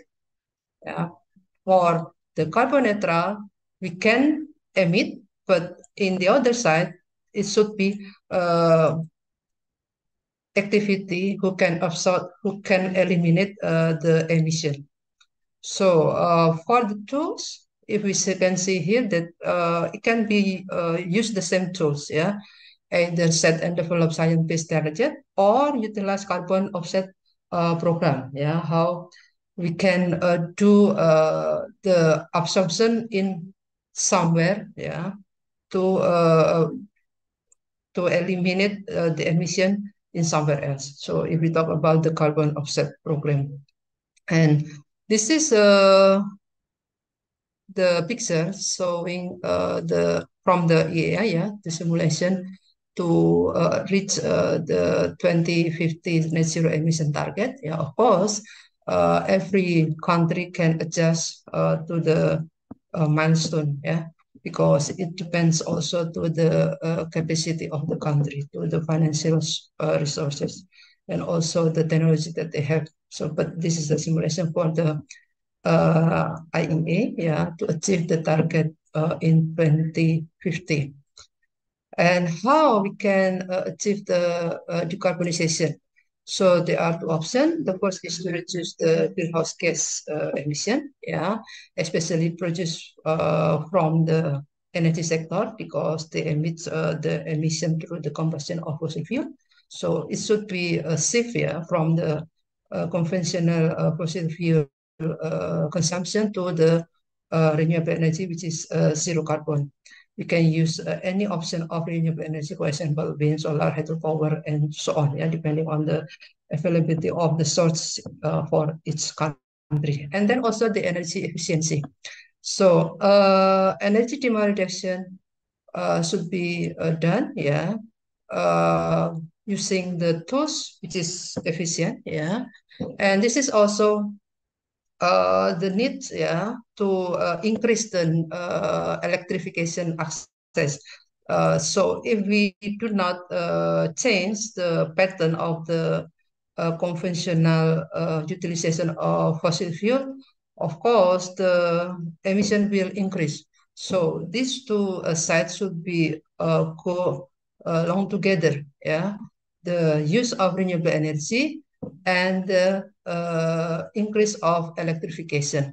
So to avoid the use direct fossil fuel, for example, biomass. Yeah, actually, if you use biomass for generating the other renewable energy, it is zero carbon. Yeah, but if we use that directly for example, producing the heat, yeah, or the electricity, it is uh, assumed should as a emission source. Yeah, and the second is by absorbing the carbon from the atmosphere. So, like I mentioned before, that we can enhance the vegetation, yeah, by planting forests or avoid the illegal logging, yeah, or managing the existing forests. Or the second option is to introduce the CCSU technology, carbon capture, storage, and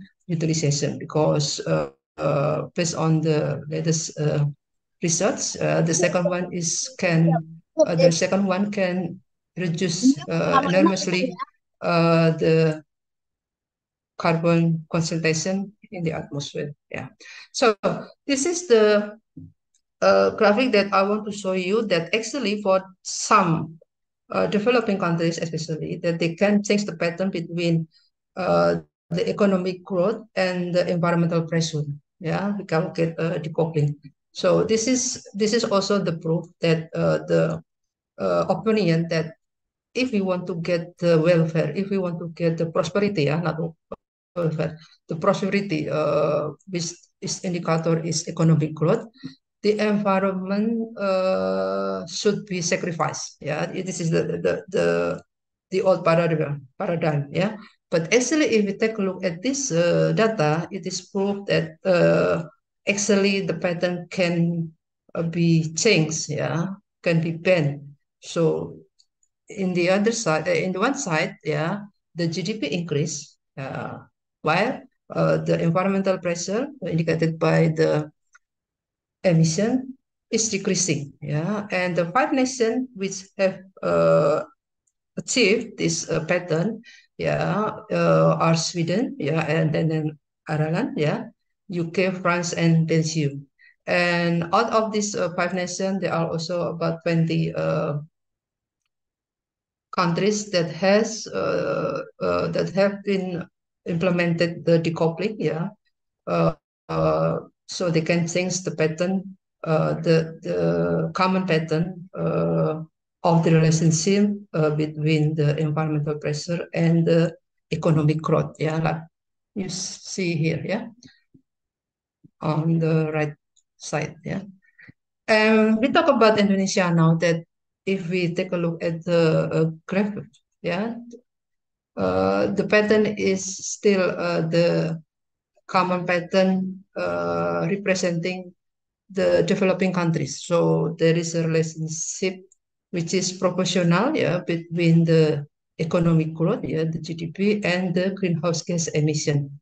So if the government want to achieve the net zero emission by 2060, that they have to change these patterns. Of course, this is the big challenge for the government, yeah, because it means that the network of the energy system has to be changed, and also the pattern of the final consumption has to be changed also, and how the renewable energy should be promoted, yeah, uh, not only in certain place but all over in regions in Indonesia, because actually we have so many resources to implement renewable energy. And this is the data showing the greenhouse gas emission. Yeah, uh, the current data until 2018. Yeah, this is the last data that I've got from the references. And then the scenario as business as usual. If there is no intervention, there is no effort from the government to tackle this trend. Yeah. So, based on the current situation, the government, yeah, to achieve the target 2050, I take the reference, the first scanner, the first target that has been defined, yeah, to 2050, although now it has been revised to 2060, yeah. There are three scenarios. The first is best policy scenario. The second is delay policy scenario, and the third is the current policy scenario. So we can see here that the first one is the one who can successfully achieve the target, yeah, by implementing 100% renewable energy, yeah, and there are some stages that should be implemented if take the best policy scenario, yeah. So they have the milestone by 2030, by 2045, and by 2050. Of course, the third one should be revised by 2060 if the target not on not in 2050 anymore, but in 2060, yeah. And we can see here that, yeah, the first scenario is the best for the government, yeah, to achieve the target, yeah. And the four aspects that should be considered and also implemented in the near future, yeah, are by promoting more, yeah, the utilization of renewable energy, yeah. For example, here by installing, yeah, the PV photovoltaic, yeah, and then the electrification, yeah. The third one is to decline the fossil fuel use, like I said before, that the challenge is big, yeah, because the vision 2525, I think the government will miss the target, yeah. And the last is the use of clean fuels. There are so many options, yeah. For example, here by using the biofuel, and then synthetic fuel, and also the hydrogen.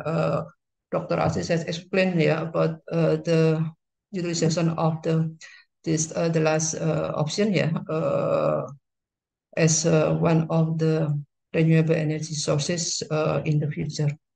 So that's all from my side. I give it back to the moderator. If there are any comments or questions, please, it's welcome. Thank you. Thank you so much, Dr. Christina Medina, for the inspiring and insightful speeches. Now we will open the Q&A session. The participant can ask by using the raise hand feature and can deliver the question after being permitted by the MC.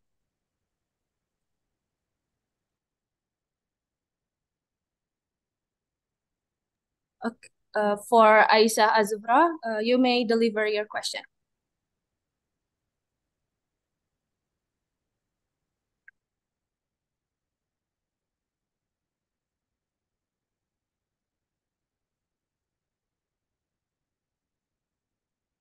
Okay, maybe there's some trouble with the microphone of Aisha Azura, so I will read the question through the Zoom chat. Excuse me, allow me to introduce myself. My name is Aisha Azura Aziz from room 3, ID 659. I would like to ask a question to Mrs. Diana.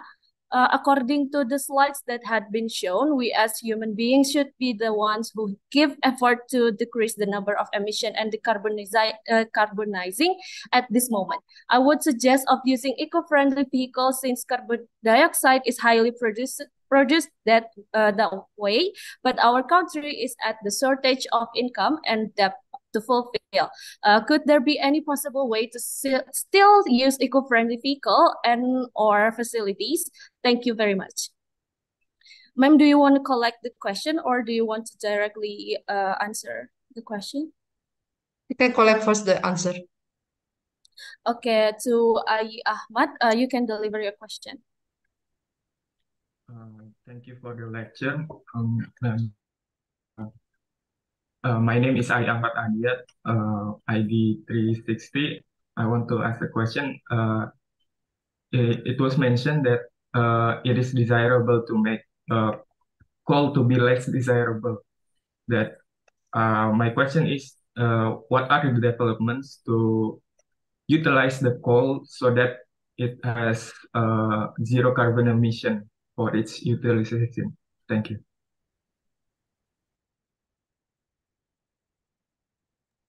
Ma'am, you can answer the question. So the second was, may I repeat the use of coal as a fossil fuel? You mean that? My question is what are the developments to utilize the already available coal so that the utilization of it is zero carbon emission? Okay. So I try to answer the first question. Yeah, if we talk about the emission, yeah, actually, the anthropogenic activity, yeah, we call it the anthropogenic emission is the main cause of the what happened now, yeah, as a climate change indication. So most of the emission come from the activity of human, yeah, we call it anthropogenic emission. So if we mitigate that emission, yeah, to decrease the GHG concentration in the atmosphere, the intervention from the human is required. Yeah. If we talk about the of eco-friendly vehicle, yeah, for example, electrical vehicle, it is a good approach. But one thing that we have to remember, what the source of the electricity.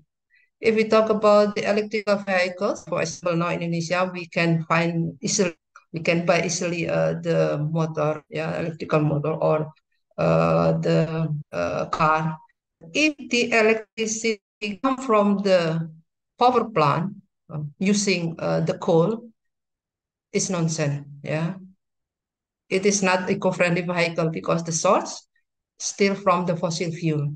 So if we talk about the eco-friendly, the close cycle from the source until the utilization, yeah, zero emission. Yeah, it should be the power plant using the renewable energy, either the wind energy, solar energy, etc. So this is what we call eco-friendly vehicle, not only part of the some step, yeah, in the whole cycle of the vehicle consumption. That's my answer. Yeah.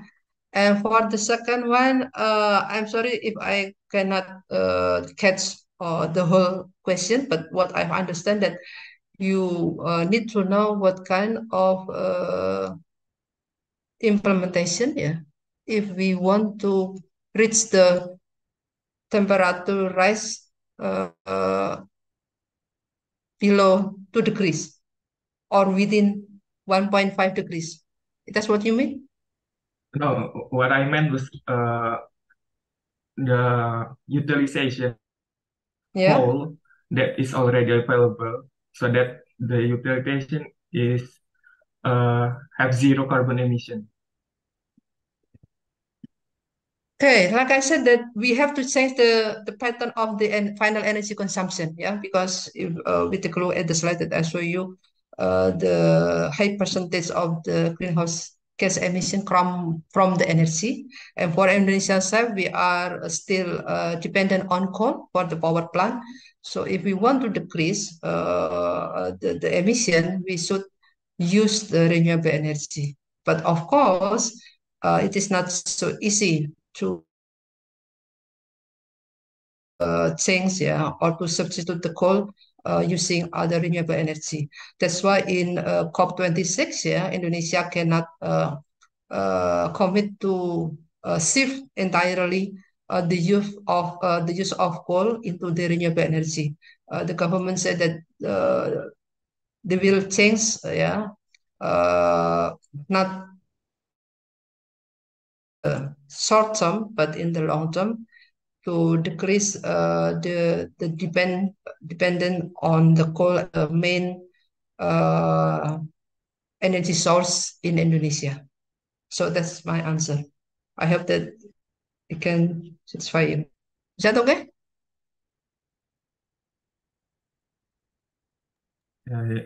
Yes, thank you. Thank you You're again, welcome. Dr. Christina Maidina, for the insight and the answer, and for the inspiring speeches. So, as the question and answer session 2 has ended, now we will ready to begin the keynote speech by our third speaker.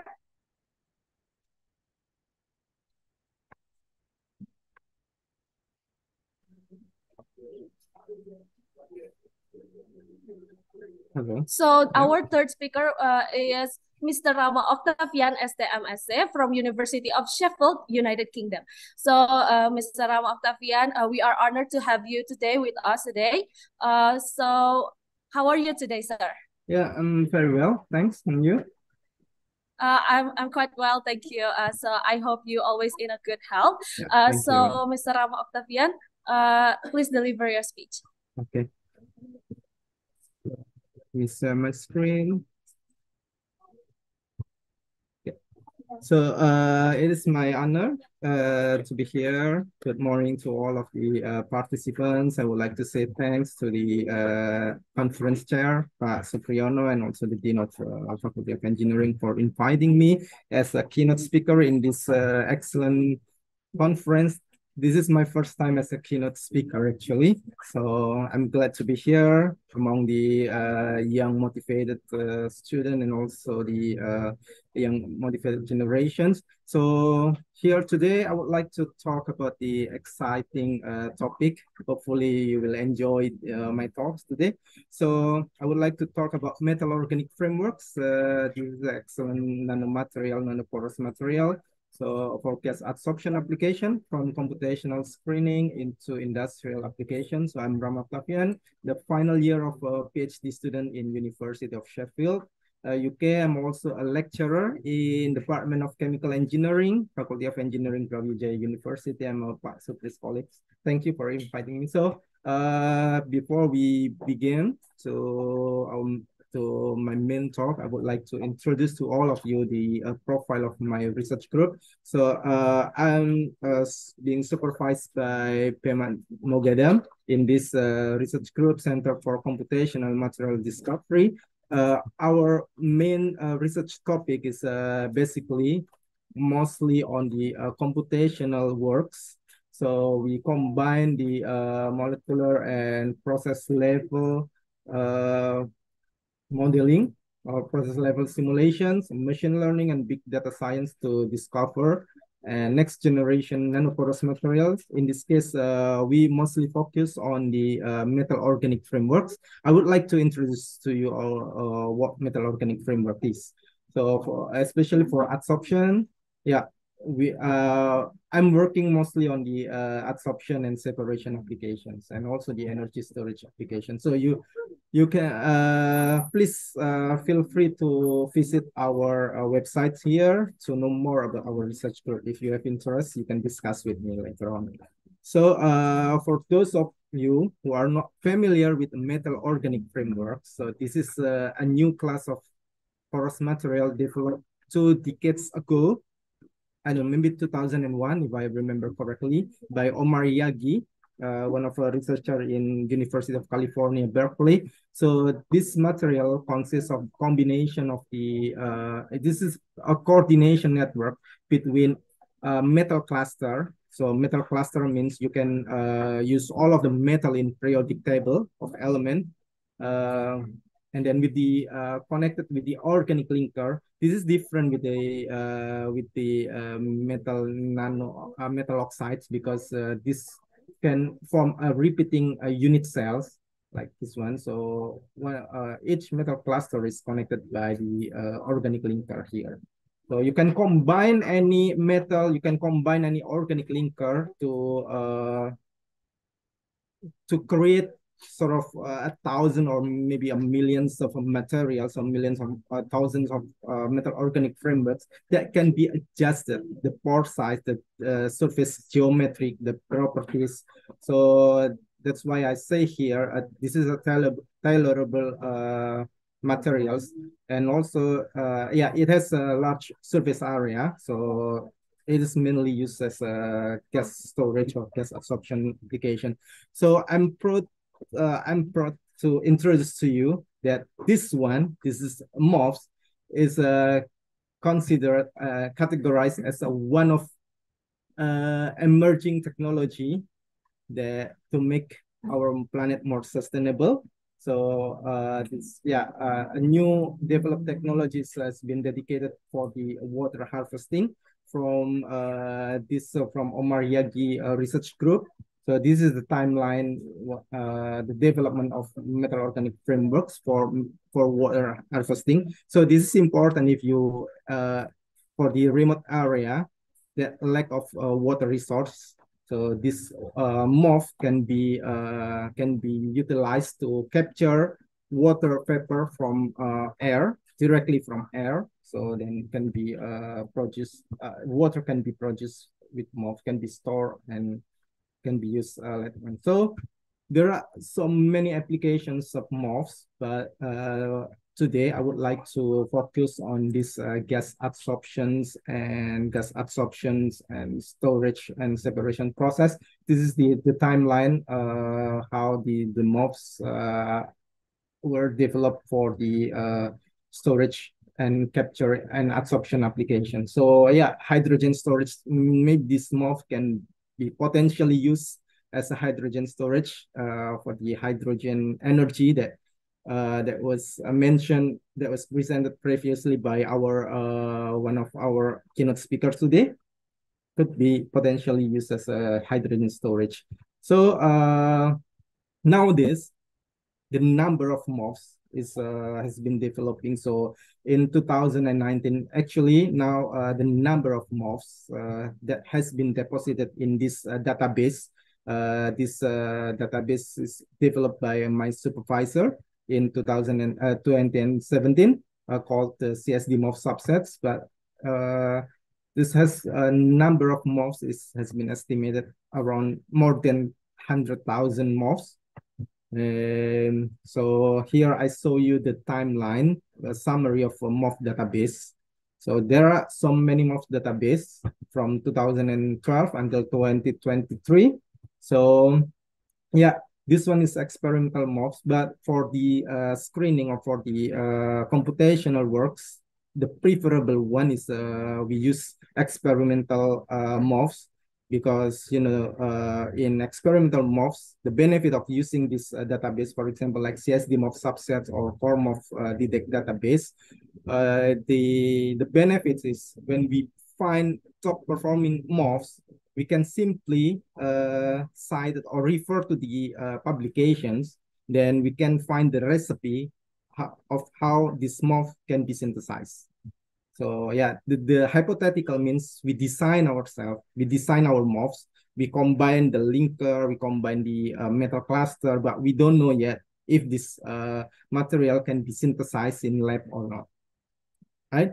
So why we so given the huge number of MOFs, right, that I mentioned previously, so it is impossible, right? It is impractical if we want to test MOFs in lab one by one, because I mentioned 100,000. It's not 10, 20, 100, but it's 100,000. It's impractical to test one by one in lab to find the top materials for specific applications. So that's why this is the computational screening using a computational or molecular simulation work is also important to to find some materials that are ready to synthesize for specific applications. So here you can use the so-called grand canonical Monte Carlo simulations to predict the gas absorption isotherms. For example, here CO2 absorption isotherms in different temperature, and also you can screen based on this Henry's constant, absorption Henry's constant, to find the top materials.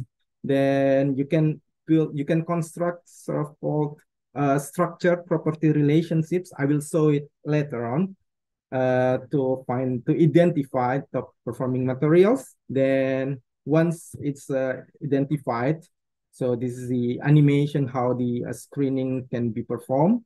So once you find the top materials, so you can evaluate these materials if it is synthesizable or not.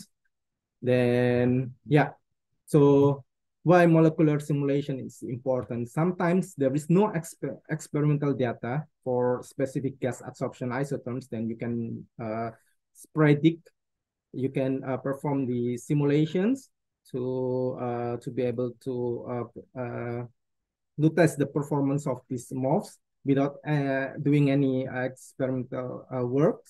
Then sometimes when you want to test these materials, it is a bit dangerous and impossible condition in a synthesized condition is impossible to reach in lab. For example, it will these MOFs should be synthesized in very high temperatures, or maybe using toxic ligands or toxic or linkers or toxic metal oxide. So it is so you cannot predict or you cannot synthesize these MOFs.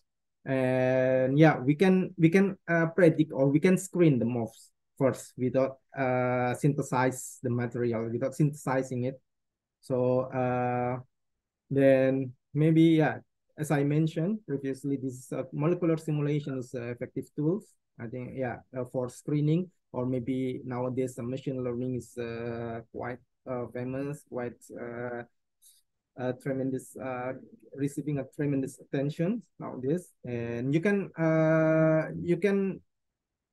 yeah, you can investigate, or you can perform in-depth analysis, for example, in atomistic insight, why this MOFs, why this gas can interact with how the interaction between the gas molecules and the frameworks atoms.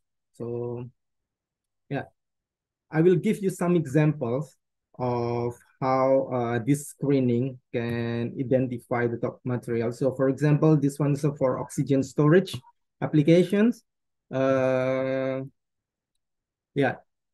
this is the structure property relationships, fourth dimension structure property relationships, not only X and Y axis, but they have a in X-axis deliverable capacity, and this Y-axis is a deliverable capacity, volumetric and gravimetric. X-axis gravimetric, Y-axis is volumetric with the function as a function of void fractions of the materials and also the largest cavity diameter. From this screening using high throughput fashion, using grand canonical Monte Carlo to calculate the these properties, these absorption properties, one simply can identify the top performing materials in this work. This work has been published in this journal. You can simply go to the this journal. Then they can identify the top performing is UMCM 152, or with CSD ref code is Anugia. Then this is the snapshot of the materials. This is a copper base. If I remember, this is copper based material. This is a metal cluster connected by organic linker. Maybe I don't know, maybe this BTC, benzene dicarboxylate. So they test the absorption isotherms oxygen adsorption isotherms at 298 Kelvin. So this blue one is Nu-125 zirconium-based MOFs. This one is copper-based MOF. So UMCM 152 has higher adsorption capacity, oxygen adsorption capacity than Nu-125. Then this one is computational, this one is experimental. So computational can predict, is a well accurate with the experimental work. Yeah, and also these protocols can be used to screen the MOFs for methane storage applications for LNG, for example, as LNG applications, or maybe compressed natural gas applications. So this one is they screen, this work screen the a number of MOFs based on the topology, and then also the deliverable capacity defined by the adsorption capacity at 65 and 5.8 bar at 298 Kelvin. Then they can identify the top performing MOFs. This is NU800 zirconium-based MOF with the FCU topology. There are so many topologies in MOFs. Then yeah, this is the methane adsorption isotherms for this MOF, but you know but this one cannot fulfill the DOE target Department of Energy target. So DOE target is this one with working capacity of 350 and gravimetric uptake is 0.5 gram per gram. They can find Nu-111, but in terms of working capacity, they still it still has not reached the both volumetric and working capacity. Even though the gravimetric uptake is they can reach the DOE target. So there's still a room for research to is this one, because you know when we combine this gravimetric uptake and volumetric uptake, there are some trade-off. So some structures may have, some MOFs may have a higher volumetric, higher gravimetric, but they have lower volumetric uptake. But this one, UTSA 110A, is the best material so far, but we cannot rely on only one materials, right? We need more materials for more porous materials that can store methane storage. We don't know if this can be synthesized in large scale. All right, so yeah, this is for methane storage. So a new strategy has been implemented to enhance the capacity of MOFs. So by shaping the MOFs from powder into monolithic MOFs, and surprisingly, this is the monolithic MOFs, monolithic UIO66 zirconium-based MOF. Surprisingly, this stars is monolithic copper BTC. This one is this one is UIO66, and this one is from simulation. Simulations means it's not it's in crystal form, not in powder or in monolithic form. So this one is from the simulations. This one is monolithic UIO66, and this one is monolithic monolithic copper BTC. Surprisingly, at 65 bar, it can reach the DOE target. At 65 bar, but we don't know what about this deliverable capacity or volumetric. This is volumetric. We don't know what about the gravimetric capacity. So yeah, and also for hydrogen storage, this protocol can also be used. This work compare this number of MOFs with the MOF 5 and MOF 20, the best material so far for MOF for hydrogen storage. And the DOE system target is 4.5 weight percent for gravimetric and 30 gram per liter for volumetric. Or 30 gram per liter with the ultimate target is 1. But yeah, some materials may comply with this target, but not many materials can reach this target. So yeah, this work, it can identify some of 4 top performing MOFs that can be that go further into synthesize stage. So this is but in terms of volumetric capacity, these 4 new materials is lower. The adsorption capacity is lower than MOF 20, MOF 5. But in terms of gravimetric capacity, they still have a higher than MOF 20 or MOF 5. So there is some trade-off. This can be interesting why there are some trade-off. So we need to find higher volumetric capacity and also higher gravimetric capacity. So there is still a room for research here for hydrogen storage. Maybe this can be utilized. This research can be further developed, right, for hydrogen storage. So this is for CO2 capture. This is from my publications, my recent publication. So from this one, we can identify the top performing MOFs. This is I limited this search or this screening only for zirconium oxide, and we can also take a look deeper, a molecular or atomistic insight that I mentioned previously. So we can we can check. Yeah, we can see where the CO2 sits in the framework atom. So for example, like in MOF 812, some CO2 may interact with the metal cluster, but UIO66, we barely find CO2 molecules that are interacting with metal cluster. And also we can also calculate the radial distribution functions, the distance between oxygen atom in CO2 with zirconium atom in the frameworks. So from this molecular simulation, we can simply do something like this one. So there are still challenges for CO2 capture, for post-combustion CO2 capture, or also for direct air CO2 capture. We need to find some adsorbent with moisture resistant. Sometimes the presence of water can cause the co-adsorption between CO2 and water. So the adsorption isotopes, the adsorption capacity will be lower with the presence of water. So yeah, developing water-resistant MOFs could be an alternative solution to this challenge, right?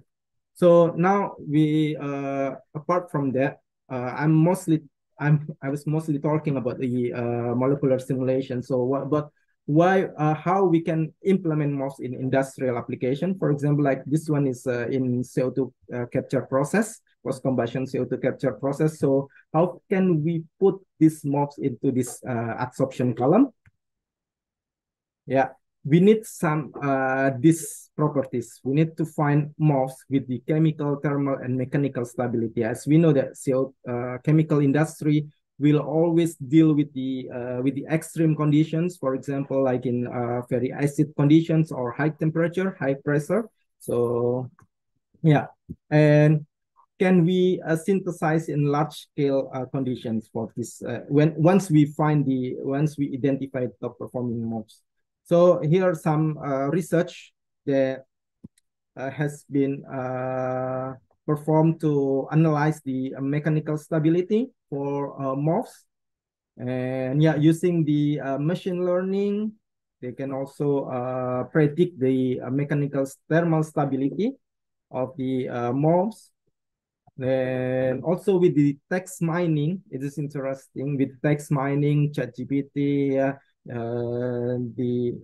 this work predict the TGA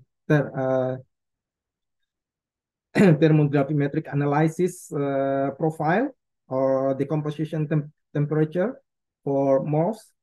So this is they predict the stability of MOFs when the solvent is removed. Sometimes MOFs can be, there is some defect in the metal cluster or organic linker when the solvent was removed.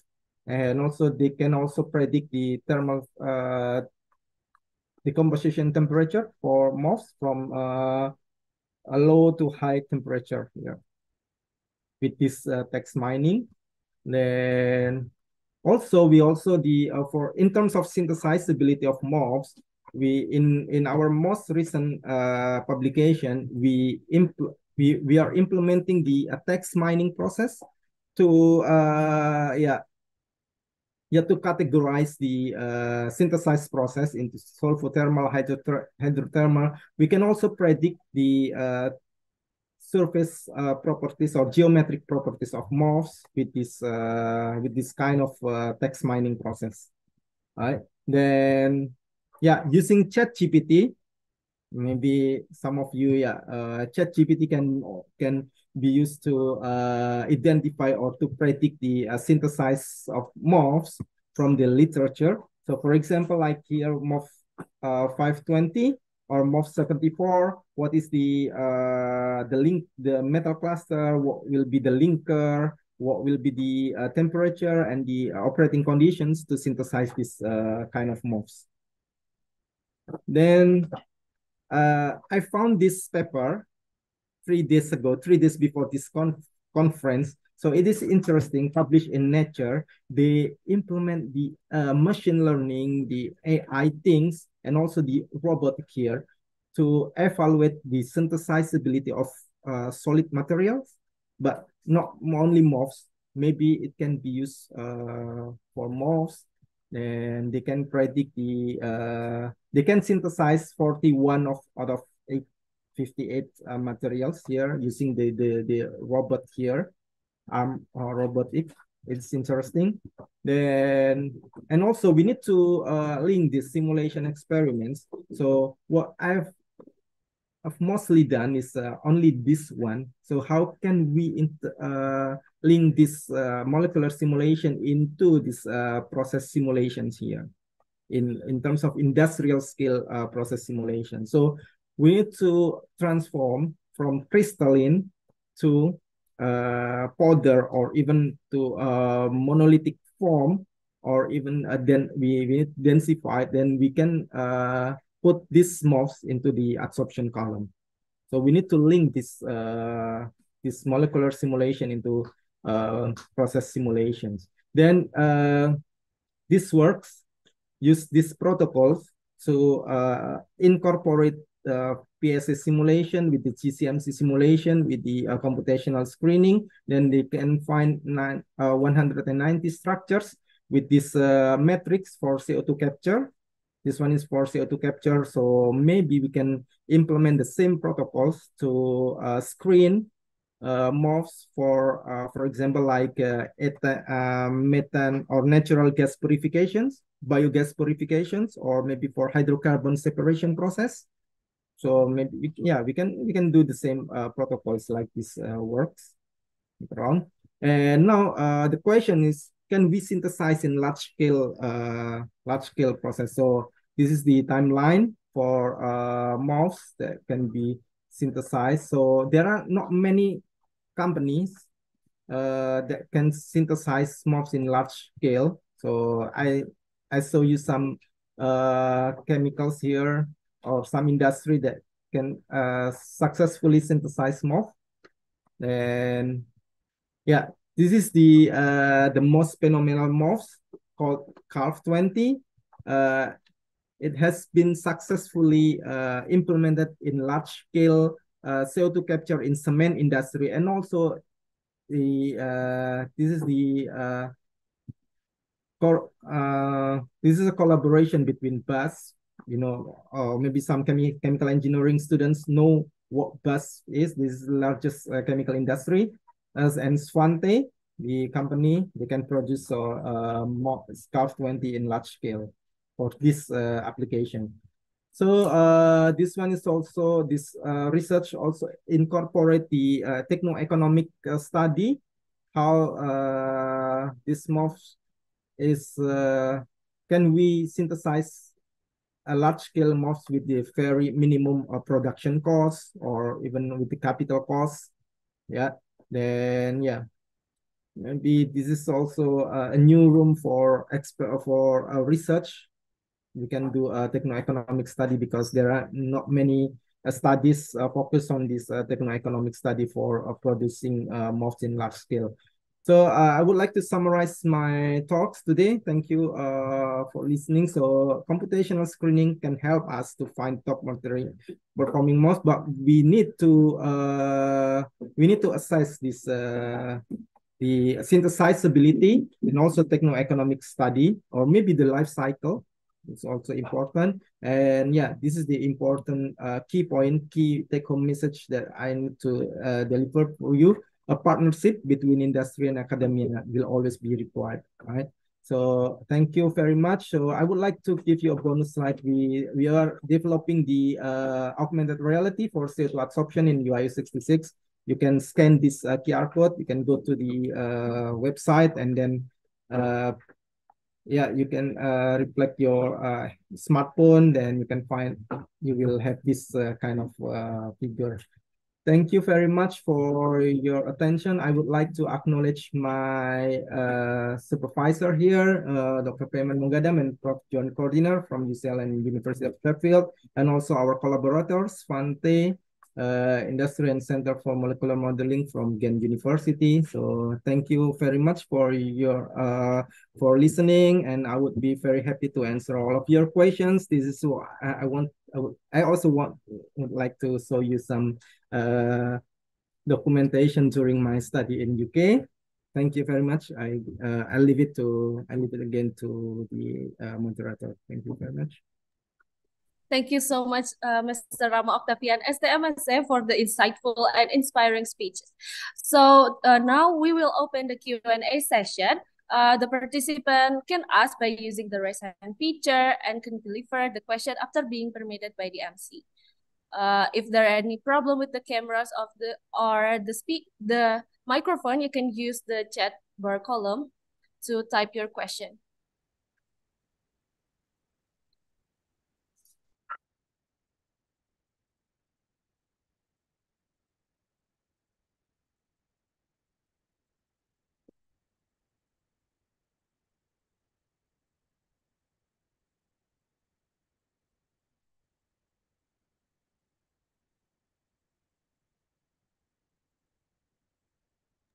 Okay, for Royhan Rajab, you can deliver your question. Thank you, Miss MC. I have a question for our distinguished speakers. That I work in currently, I work in the synthesis of the cathode materials for sodium-ion battery. In which material in that I work on is based on layer transition metal oxide. That what I ask is it possible to MOFs to replace the existing material that exists today for batteries? Thank you. Should I answer directly, or we need to compile all of the questions? It's totally. Maybe, yeah, okay. I would up to you, sir. I would directly answer the question. Thank you, Royhan, for your question. So actually, there are so many research has been developing for the for MOFs as a energy storage application for supercapacitor, and also for as well as for the battery cathode, or yeah, for the battery cathode. So unfortunately, this is not my main topics, but I believe that there are so many research. Yeah, maybe yeah. You can send me an email. I can send you some of research papers or review on this topic. But yeah, I think it can be used because we need to consider about the thermal conductivity, right? So we can predict we can calculate the thermal conductivity, computationally calculate the thermal conductivity, and also maybe if we talk about the energy storage density, but battery will mostly related to the thermal conductivity, and also what else, any properties. I think we can also calculate, we can also predict. But sometimes I read this MOFs application, and there are many research on this field, on this for MOFs as cathode material batteries. I will send you some paper. You can send me an email. Yeah. Thank you. Yeah. I hope this can answer questions. Okay, thank you, Mr. Rohan Rajabi and Mr. Ramatu for the answer. To the participant, is there any other additional question?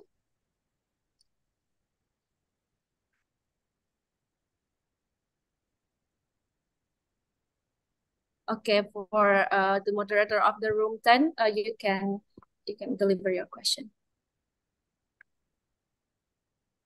Thank you for your question for MC.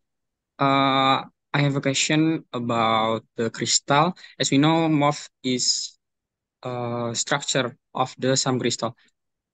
So my question is there any relation between the type of crystal and the type of molecule that we capture into the crystal? Okay, thank you. So yeah, thank you for the question. So the crystalline materials, MOFs is basically a crystalline material. So for the capturing gas, it depends on what gas that we want to capture. For example, like methane. Methane is non-polar gas. So maybe the properties that affect the methane storage is mostly from the only geometric properties.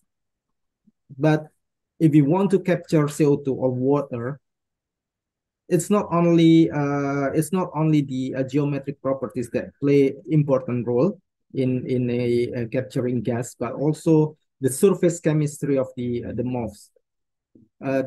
Nowadays there are some post-synthetic modification like amine modification, amine functionalization to enhance the capturing capacity of CO2. It means that yeah, there is a surface chemistry that play important role here. So yeah, the type of crystal, sometimes when you synthesize MOFs, there are some defects in MOFs, so it can affect the absorption capacity. But basically, in my simulations, we consider MOFs as a rigid molecule, rigid framework. So we don't care about the defects and so on. So yeah. So again, it depends on what which gas that we want to capture. Then sometimes geometric properties plays more important role. Sometimes surface chemistries also play important role. So, yeah, for hydrocarbon can be the combination of both. I hope this answers well your questions. Yeah. Yes, I think enough. Thank you. Thank you for Mr. Rama for the insightful answer. If there is no additional question, we are now ready to close the Q&A session 3, and we are now begin the keynote speech by our fourth speaker, Mr. Rahmandika Hernanda, STM PhD from National Yang Ming Chiao Tung University, Taiwan. Mr. Hello. Rahmandika. Hello. Yeah. Can you hear my voice? Yeah, we can hear it clearly. Okay, sure. Okay, Okay. Mr. Ramandika, we are honored to have you here with us today. How are you today, sir? Yeah, it's good. It's okay. Yeah. Okay, I hope you always in a good health. So, Mr. Ramandika, now you can deliver your keynote speech. Okay. Thank you for the time. So can you see my screen now? Yes, sir. Okay, sure. Okay, thank you. Now I'll start my speech. So actually my presentation is based on my previous research in several years backward. But basically you can try to catch up by the batteries technology. So yeah, in this section, I'll try to deliver about synthesis and investigation of silicon-based composite performance using various materials characterization method for superior lithium-ion batteries. for the introduction, maybe before I'm going to introduction, I'll try to show the outline. We'll talk about introduction, then SISIOXC, SISI 3 and 4C, and summaries. Then I'll go to future study. For this introduction, in fact, now we have around 5 or maybe more now, 5 commercial battery. First one is CL lead acid battery, nickel metal hydride battery, zinc air battery, lithium ion battery, and sodium ion battery. But now, for the most influential technology that can stay from almost 50 years, almost 50 years maybe or more, I think, is the lithium ion battery. This we can see the lithium ion battery also well known as widely used some typical forms. You can see from the cylindrical cell, prismatic cell, pouch cell, point cell, and etc. There's so many kind of lithium ion battery there in the market. And to follow the tremendous high power and efficient energy storage need this parse. So in battery technology, basically for the lithium ion technology, the cathode part have the key point in their development. So that's why here there's so many kind of cathode part like NCA, NCM. NCM, there is so many part that maybe now the most stable one is NCM 622 or NCM 111 is also stable, but still the capacity is not that sufficient. And recently the 811 and 955 has become hype recently. And of course, for the LFP, even this is kind of the old technology, but some of the battery manufacturer and the electric vehicle manufacturer try to move again to the LFP because it's a little bit cheaper and of course safer. And this is for the anode chemistry. After we know that the development for the cathode chemistry is, it's quite important, but mostly for the anode chemistry is also important to dig deeper. Like for now, after we use the graphite for a long time ago, for the first time is 1990s, the Sony Corporation give the first commercial battery, lithium ion battery. They use graphite and also LCO as the cathode part. So now they try to move all over the world, try to move from silicon, from graphite to the silicon carbon. Silicon carbon, then they try to make it rich silicon and also high silicon before they go through the lithium metal. And this is for the Chinese automotive group. Now they use around 20.62% graphite plus silicon. So almost all of the big company like CATL, BYD also some BYD also used, but also now they use the CATL mostly use graphite and silicon because they have good collaboration with the big EV company. And then why it's silicon, right? The first we can see before we the transition before lithium metal, we have the silicon and carbon. Why? Because the energy density is quite moderate if we compare with the lithium metal. But what's the beneficial of silicon if we compare with the lithium metal? The first, they have the higher theoretical capacity and also cheap and high abundant materials. That we see here in the graph, we can see the lithium, they have the high theoretical capacity similar with silicon. So they can host more lithium than graphite. See, graphite is only this much, and silicon and lithium is already this much. However, if we can see the voltage, lithium have the low voltage and also graphite. So that's why for the safety concern, the graphite and lithium metal still have issue in the safety. But for silicon, it's quite safe if we compare from the graphite and lithium. However, silicon still have the large volume expansion as their drawbacks. It's almost 4 times or 400%, and it can lead to delamination, unstable ACI layer, and pulverization, of course, and this can destroy all over the performance of battery. And here there is several strategies including size and morphology controls, nano architecture design, constructing composite hybrids, and binder optimization. However, all of the sophisticated method here to improve silicon anode could be costly if we apply it to the market.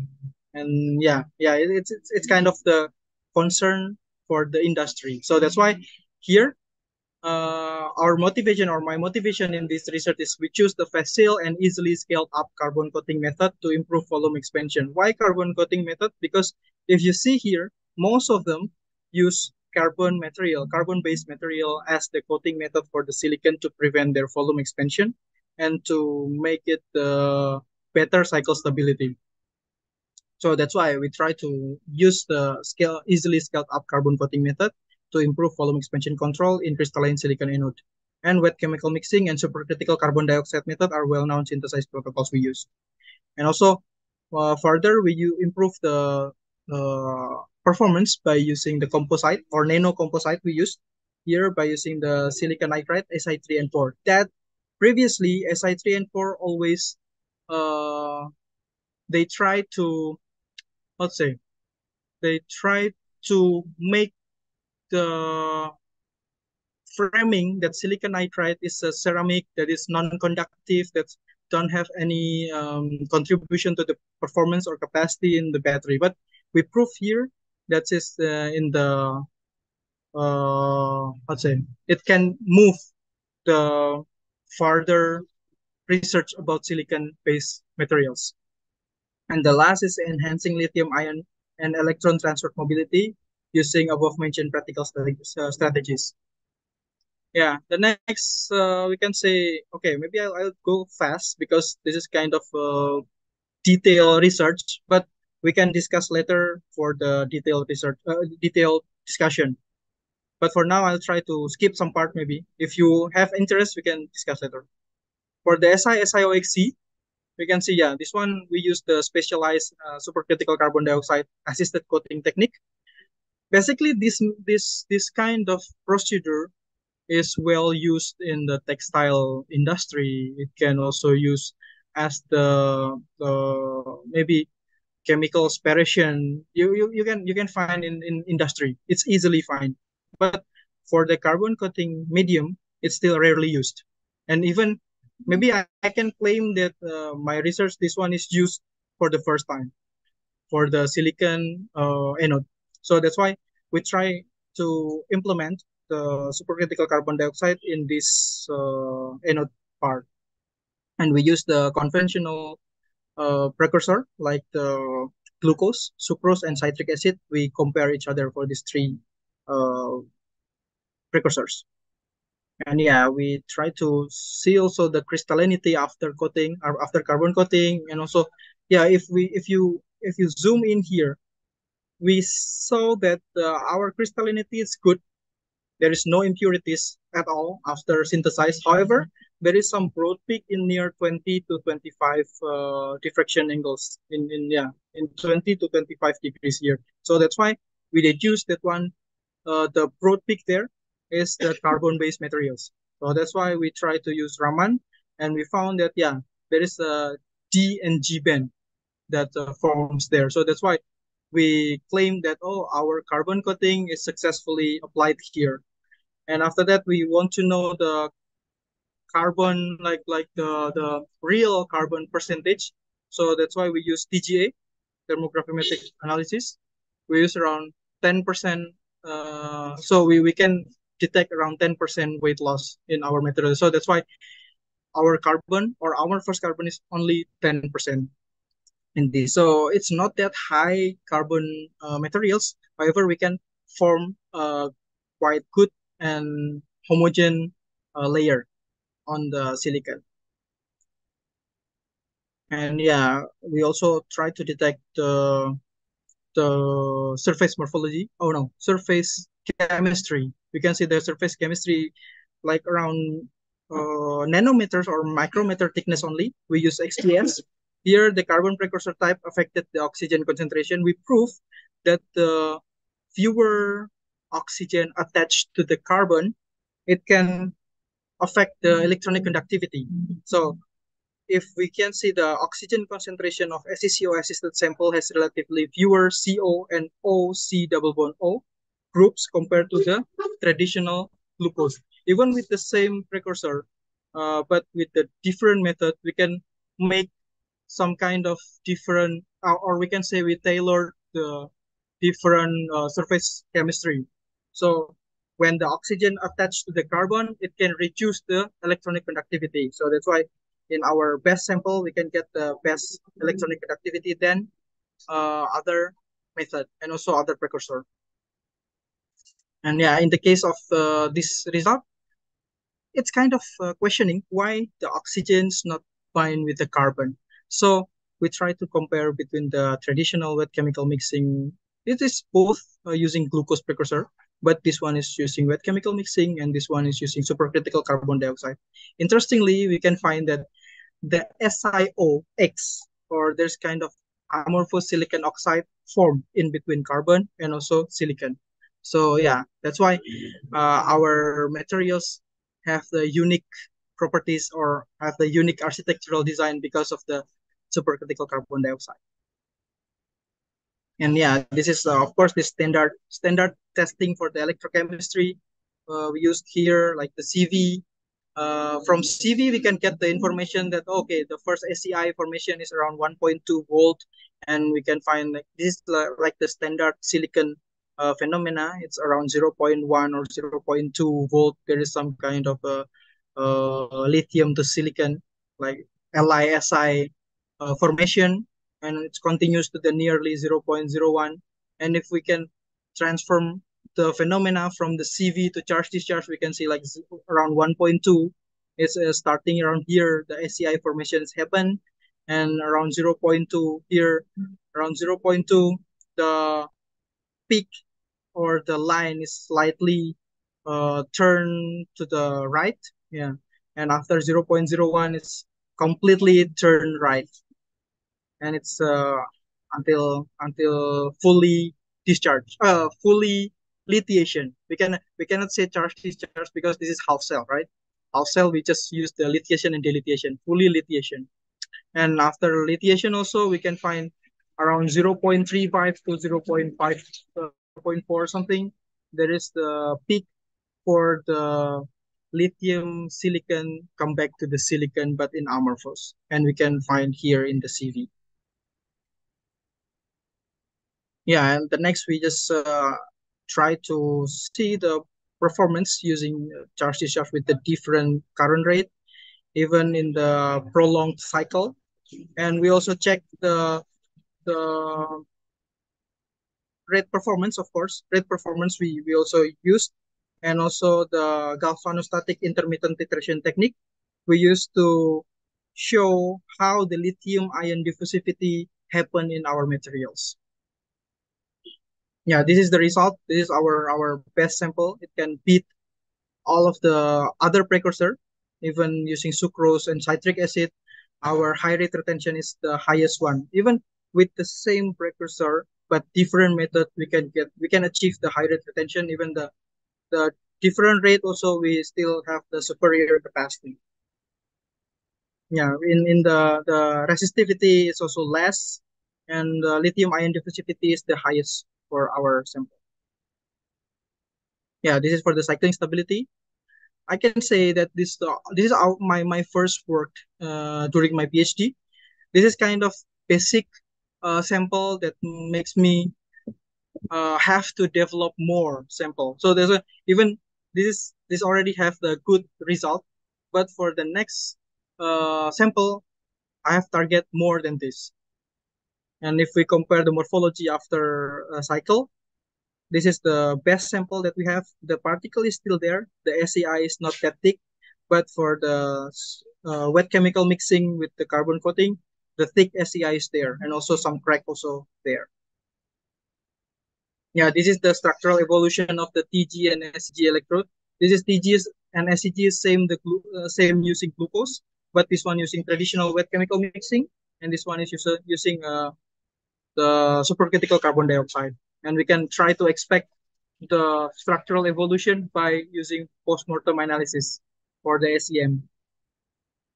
Yeah, and this is we compare our work with the previous result, and yeah, we still can make sure that our initial reversible capacity is quite high, and with the initial Coulombic efficiency is the highest one.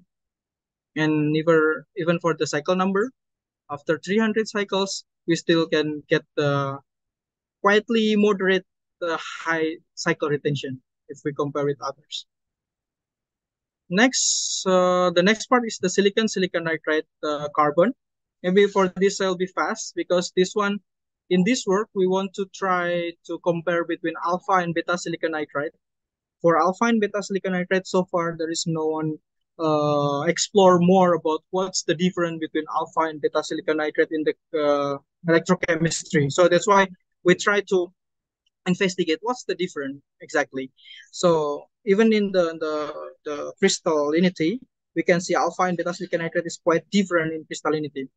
And yeah, we use also the carbon coating because why we use carbon coating? Because without any carbon coating, the capacity of alpha and beta silicon nitride is not that difference. We can prove here after cycling in initially 100 cycle, we can see there is no difference in alpha and beta silicon nitride. However, after we use carbon coating, we can see the increasing of beta silicon nitride, and after carbon coating is distinguished.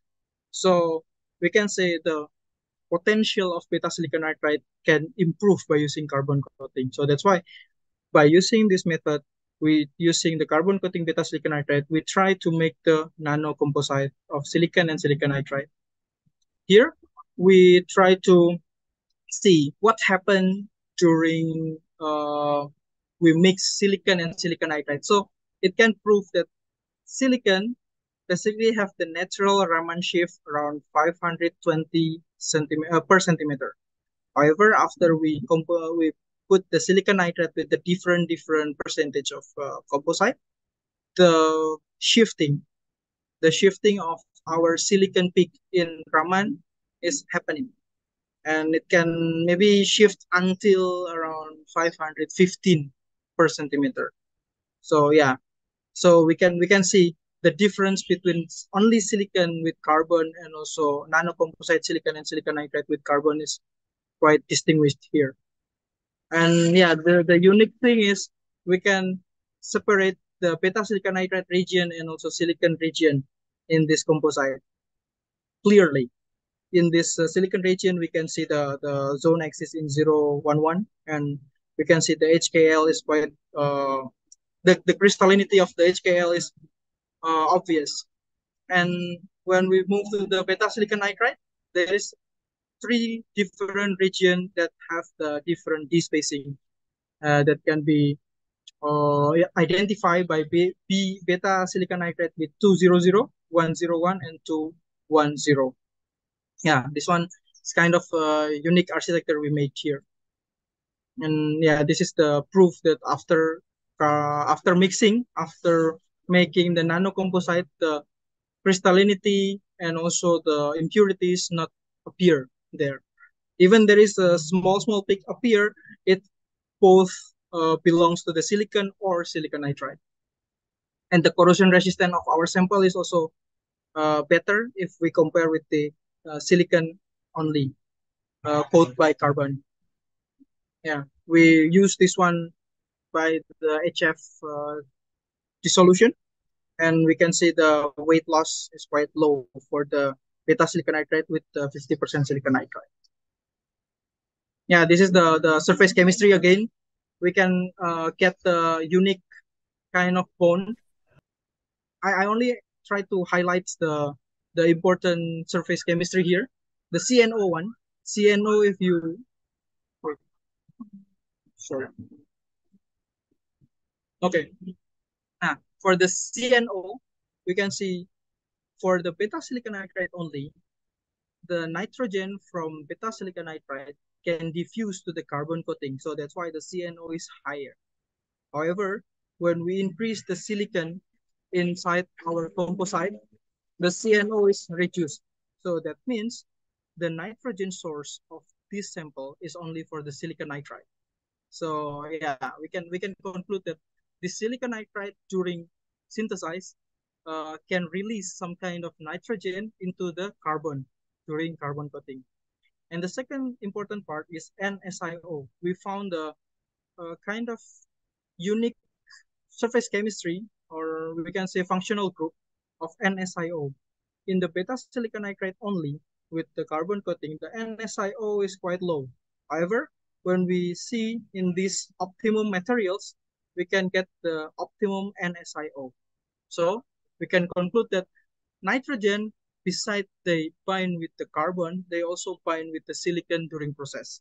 So that's why we can get the unique architecture, carbon doped by the nitrogen and also silicon with nitrogen on the core. I will let you know later. And yeah, this is the same. We can use the CV. We can use the CV as the initial electrochemistry performance. And yeah, we can see the beta silicon nitride only have a small activity, small electrochemical activity.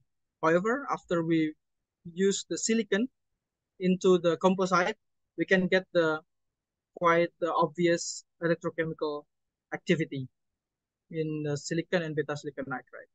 And even after pristine and also after CV scan, we can see the crystallinity is change not that much in the change in crystallinity.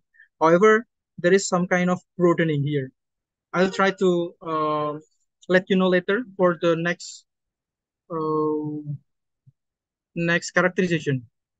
Yeah, this is for charge discharge. We already explained previously how to read about the charge discharge curve. And yeah, this is for the cycle. We can get, even for only using 50% of silicon with the beta silicon nitride there, we can get the better performance than other samples. Yeah, this is the summary for the high rate retention. In the beta silicon nitride and 50% silicon, we can get the highest high rate retention with quite high capacity in a different current rate.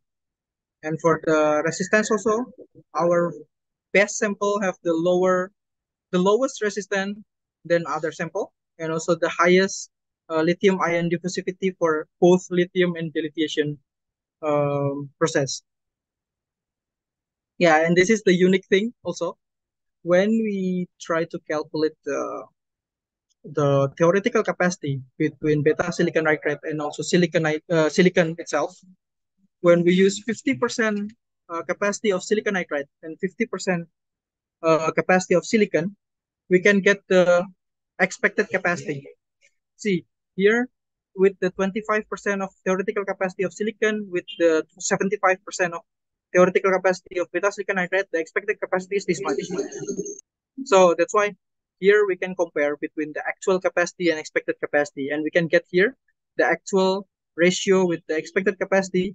Our best sample has a good ratio, and even in the high rate retention, we can get the double ratio. So it means our actual capacity is more than expected capacity. It means there is a kind of synergistic effect between silicon and beta silicon nitride in our nanocomposite.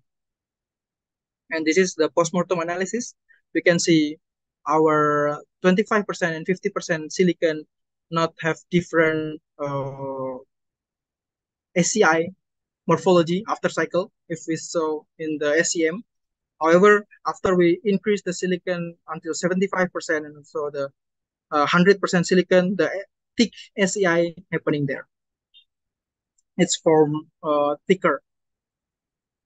And yeah, this is the surface chemistry after charge discharge. There is we can found the Si3N4 minus X. It means the nitrogen is little bit consumed. So I told you about the nitrogen consume. How we prove that one? So here we use in situ XRD by using the synchrotron analysis. We can show that the beta silicon nitride in the relative intensity during charge and discharge or lithiation and dilithiation, it has around 25% reduction in intensity. So which means beta silicon nitride is real consumed during process. So it means the previous research that show that beta silicon nitride is not electrochemically active, we can take out here. Because when we use the synchrotron analysis during charge discharge, we can found that beta silicon nitride is 100% consumed, right? Even not in not in the short cycle. However, we can see that 25% of intensity is reduced even from only 2 cycles.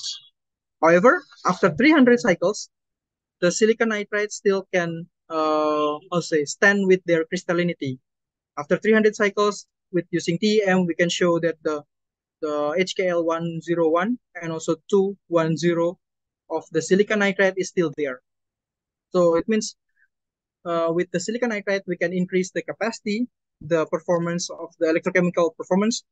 Then we can also prevent the volume expansion and also crack of the silicon by using these ceramic materials. Yeah, this is the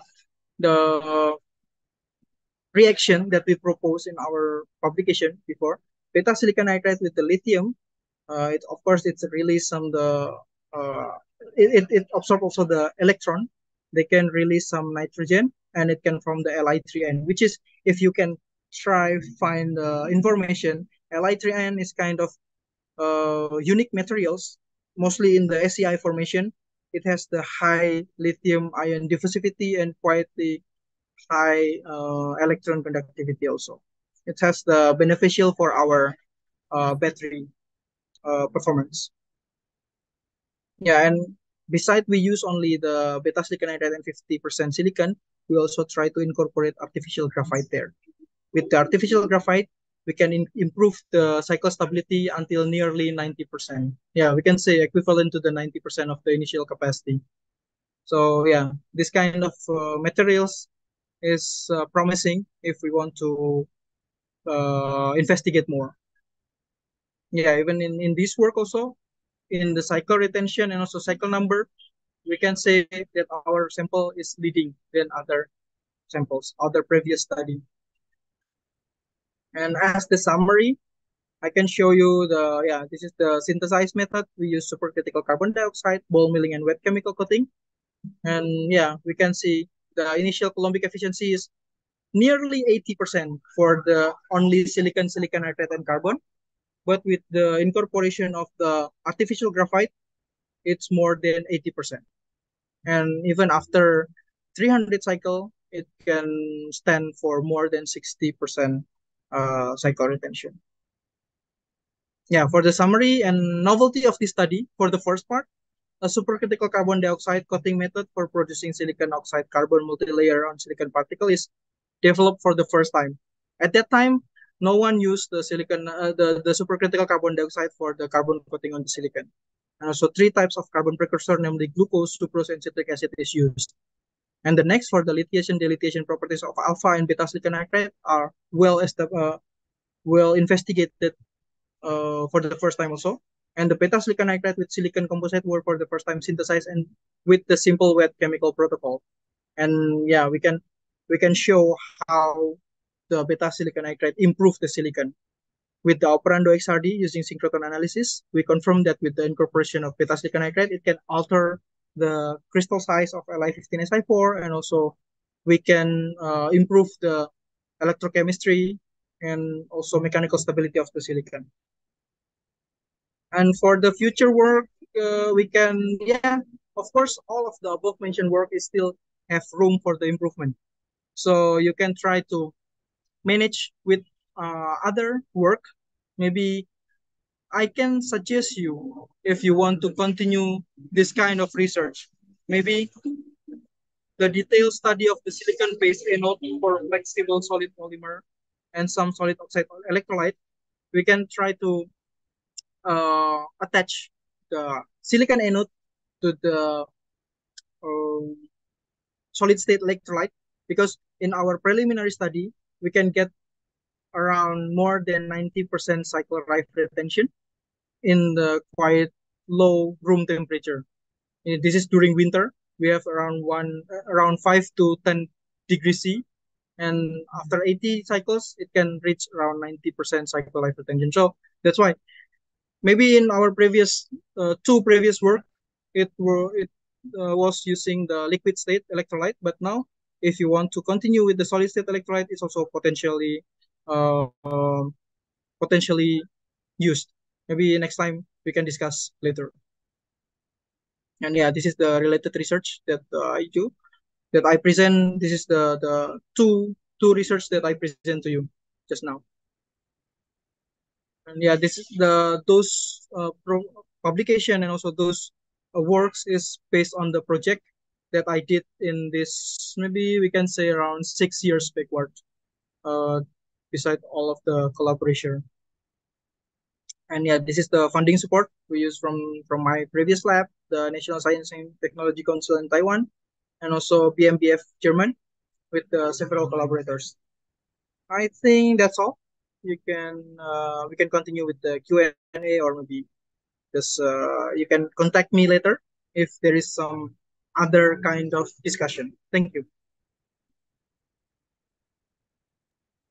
Thank you, Mr. Rahmadika Hernanda, for your insightful and thought-provoking speech. Your work in the field of sustainable engineering is truly innovative. So now we will open the Q&A session for all the participants can ask by using the raise hand feature and can deliver the question after being permitted by the MC.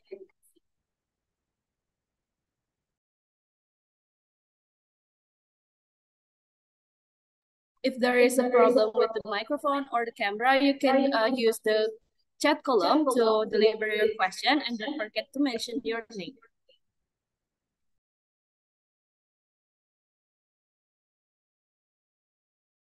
Sir, do you want to collect the question first or do you want a direct answer?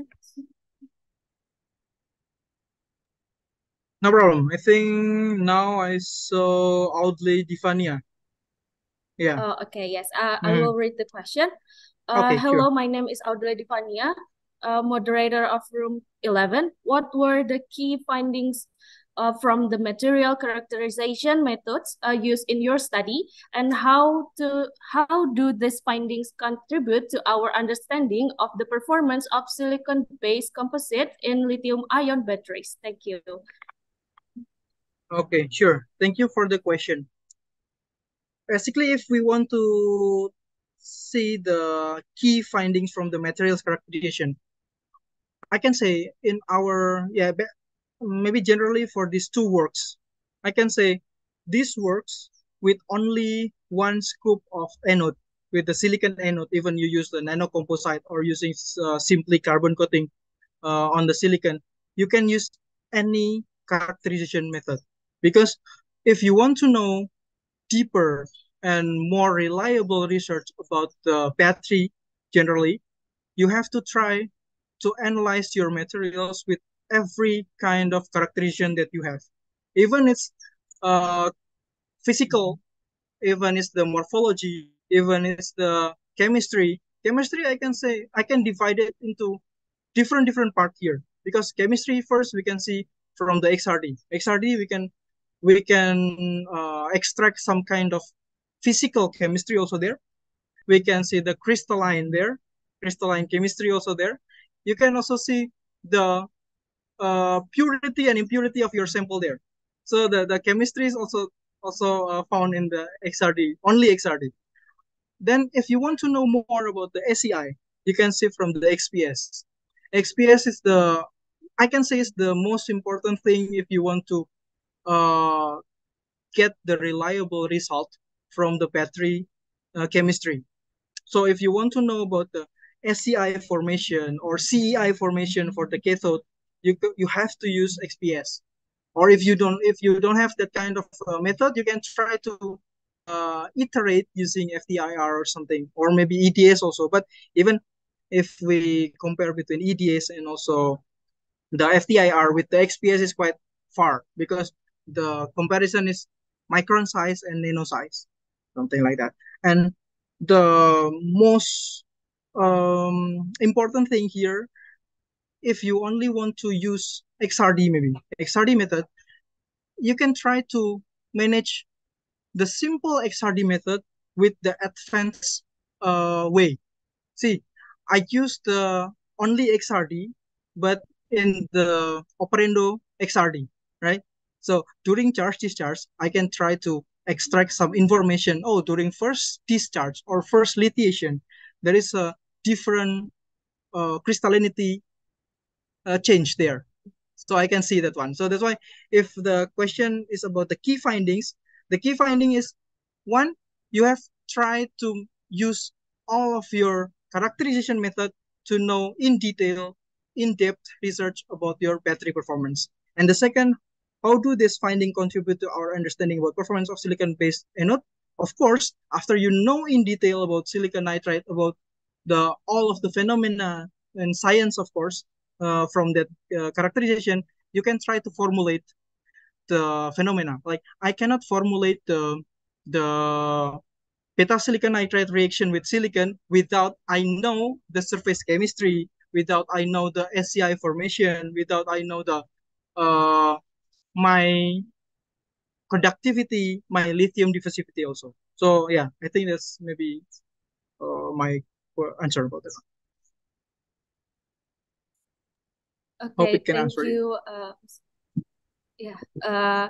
For outlay, if there any other additional question, or is that enough?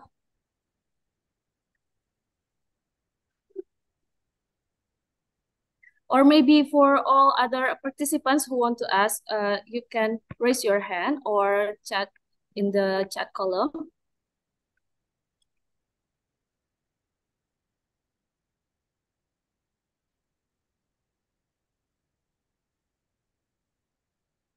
Okay, if there is no other additional question, maybe we can close the Q&A session 4, and we will jump into the parallel session. Thank you again, Mr. Rahmandika, for the speeches.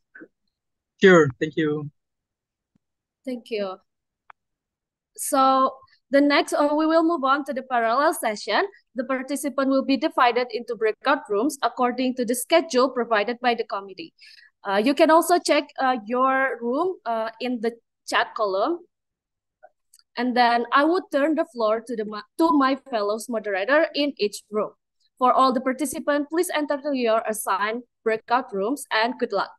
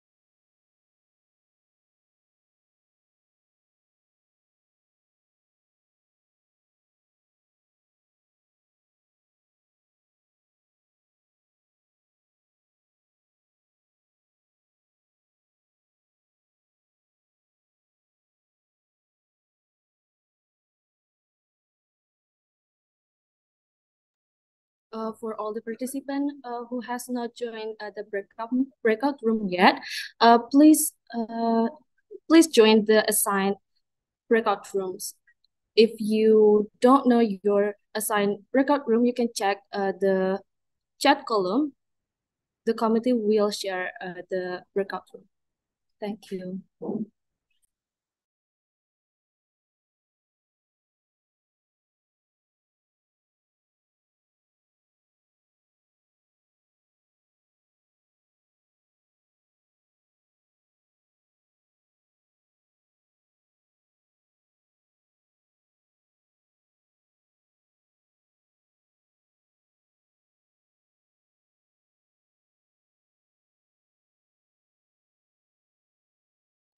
I would like to remind you again for all the participants who has not joined the assigned breakout room yet, you can join the breakout room according to the divided breakout room in the chat column.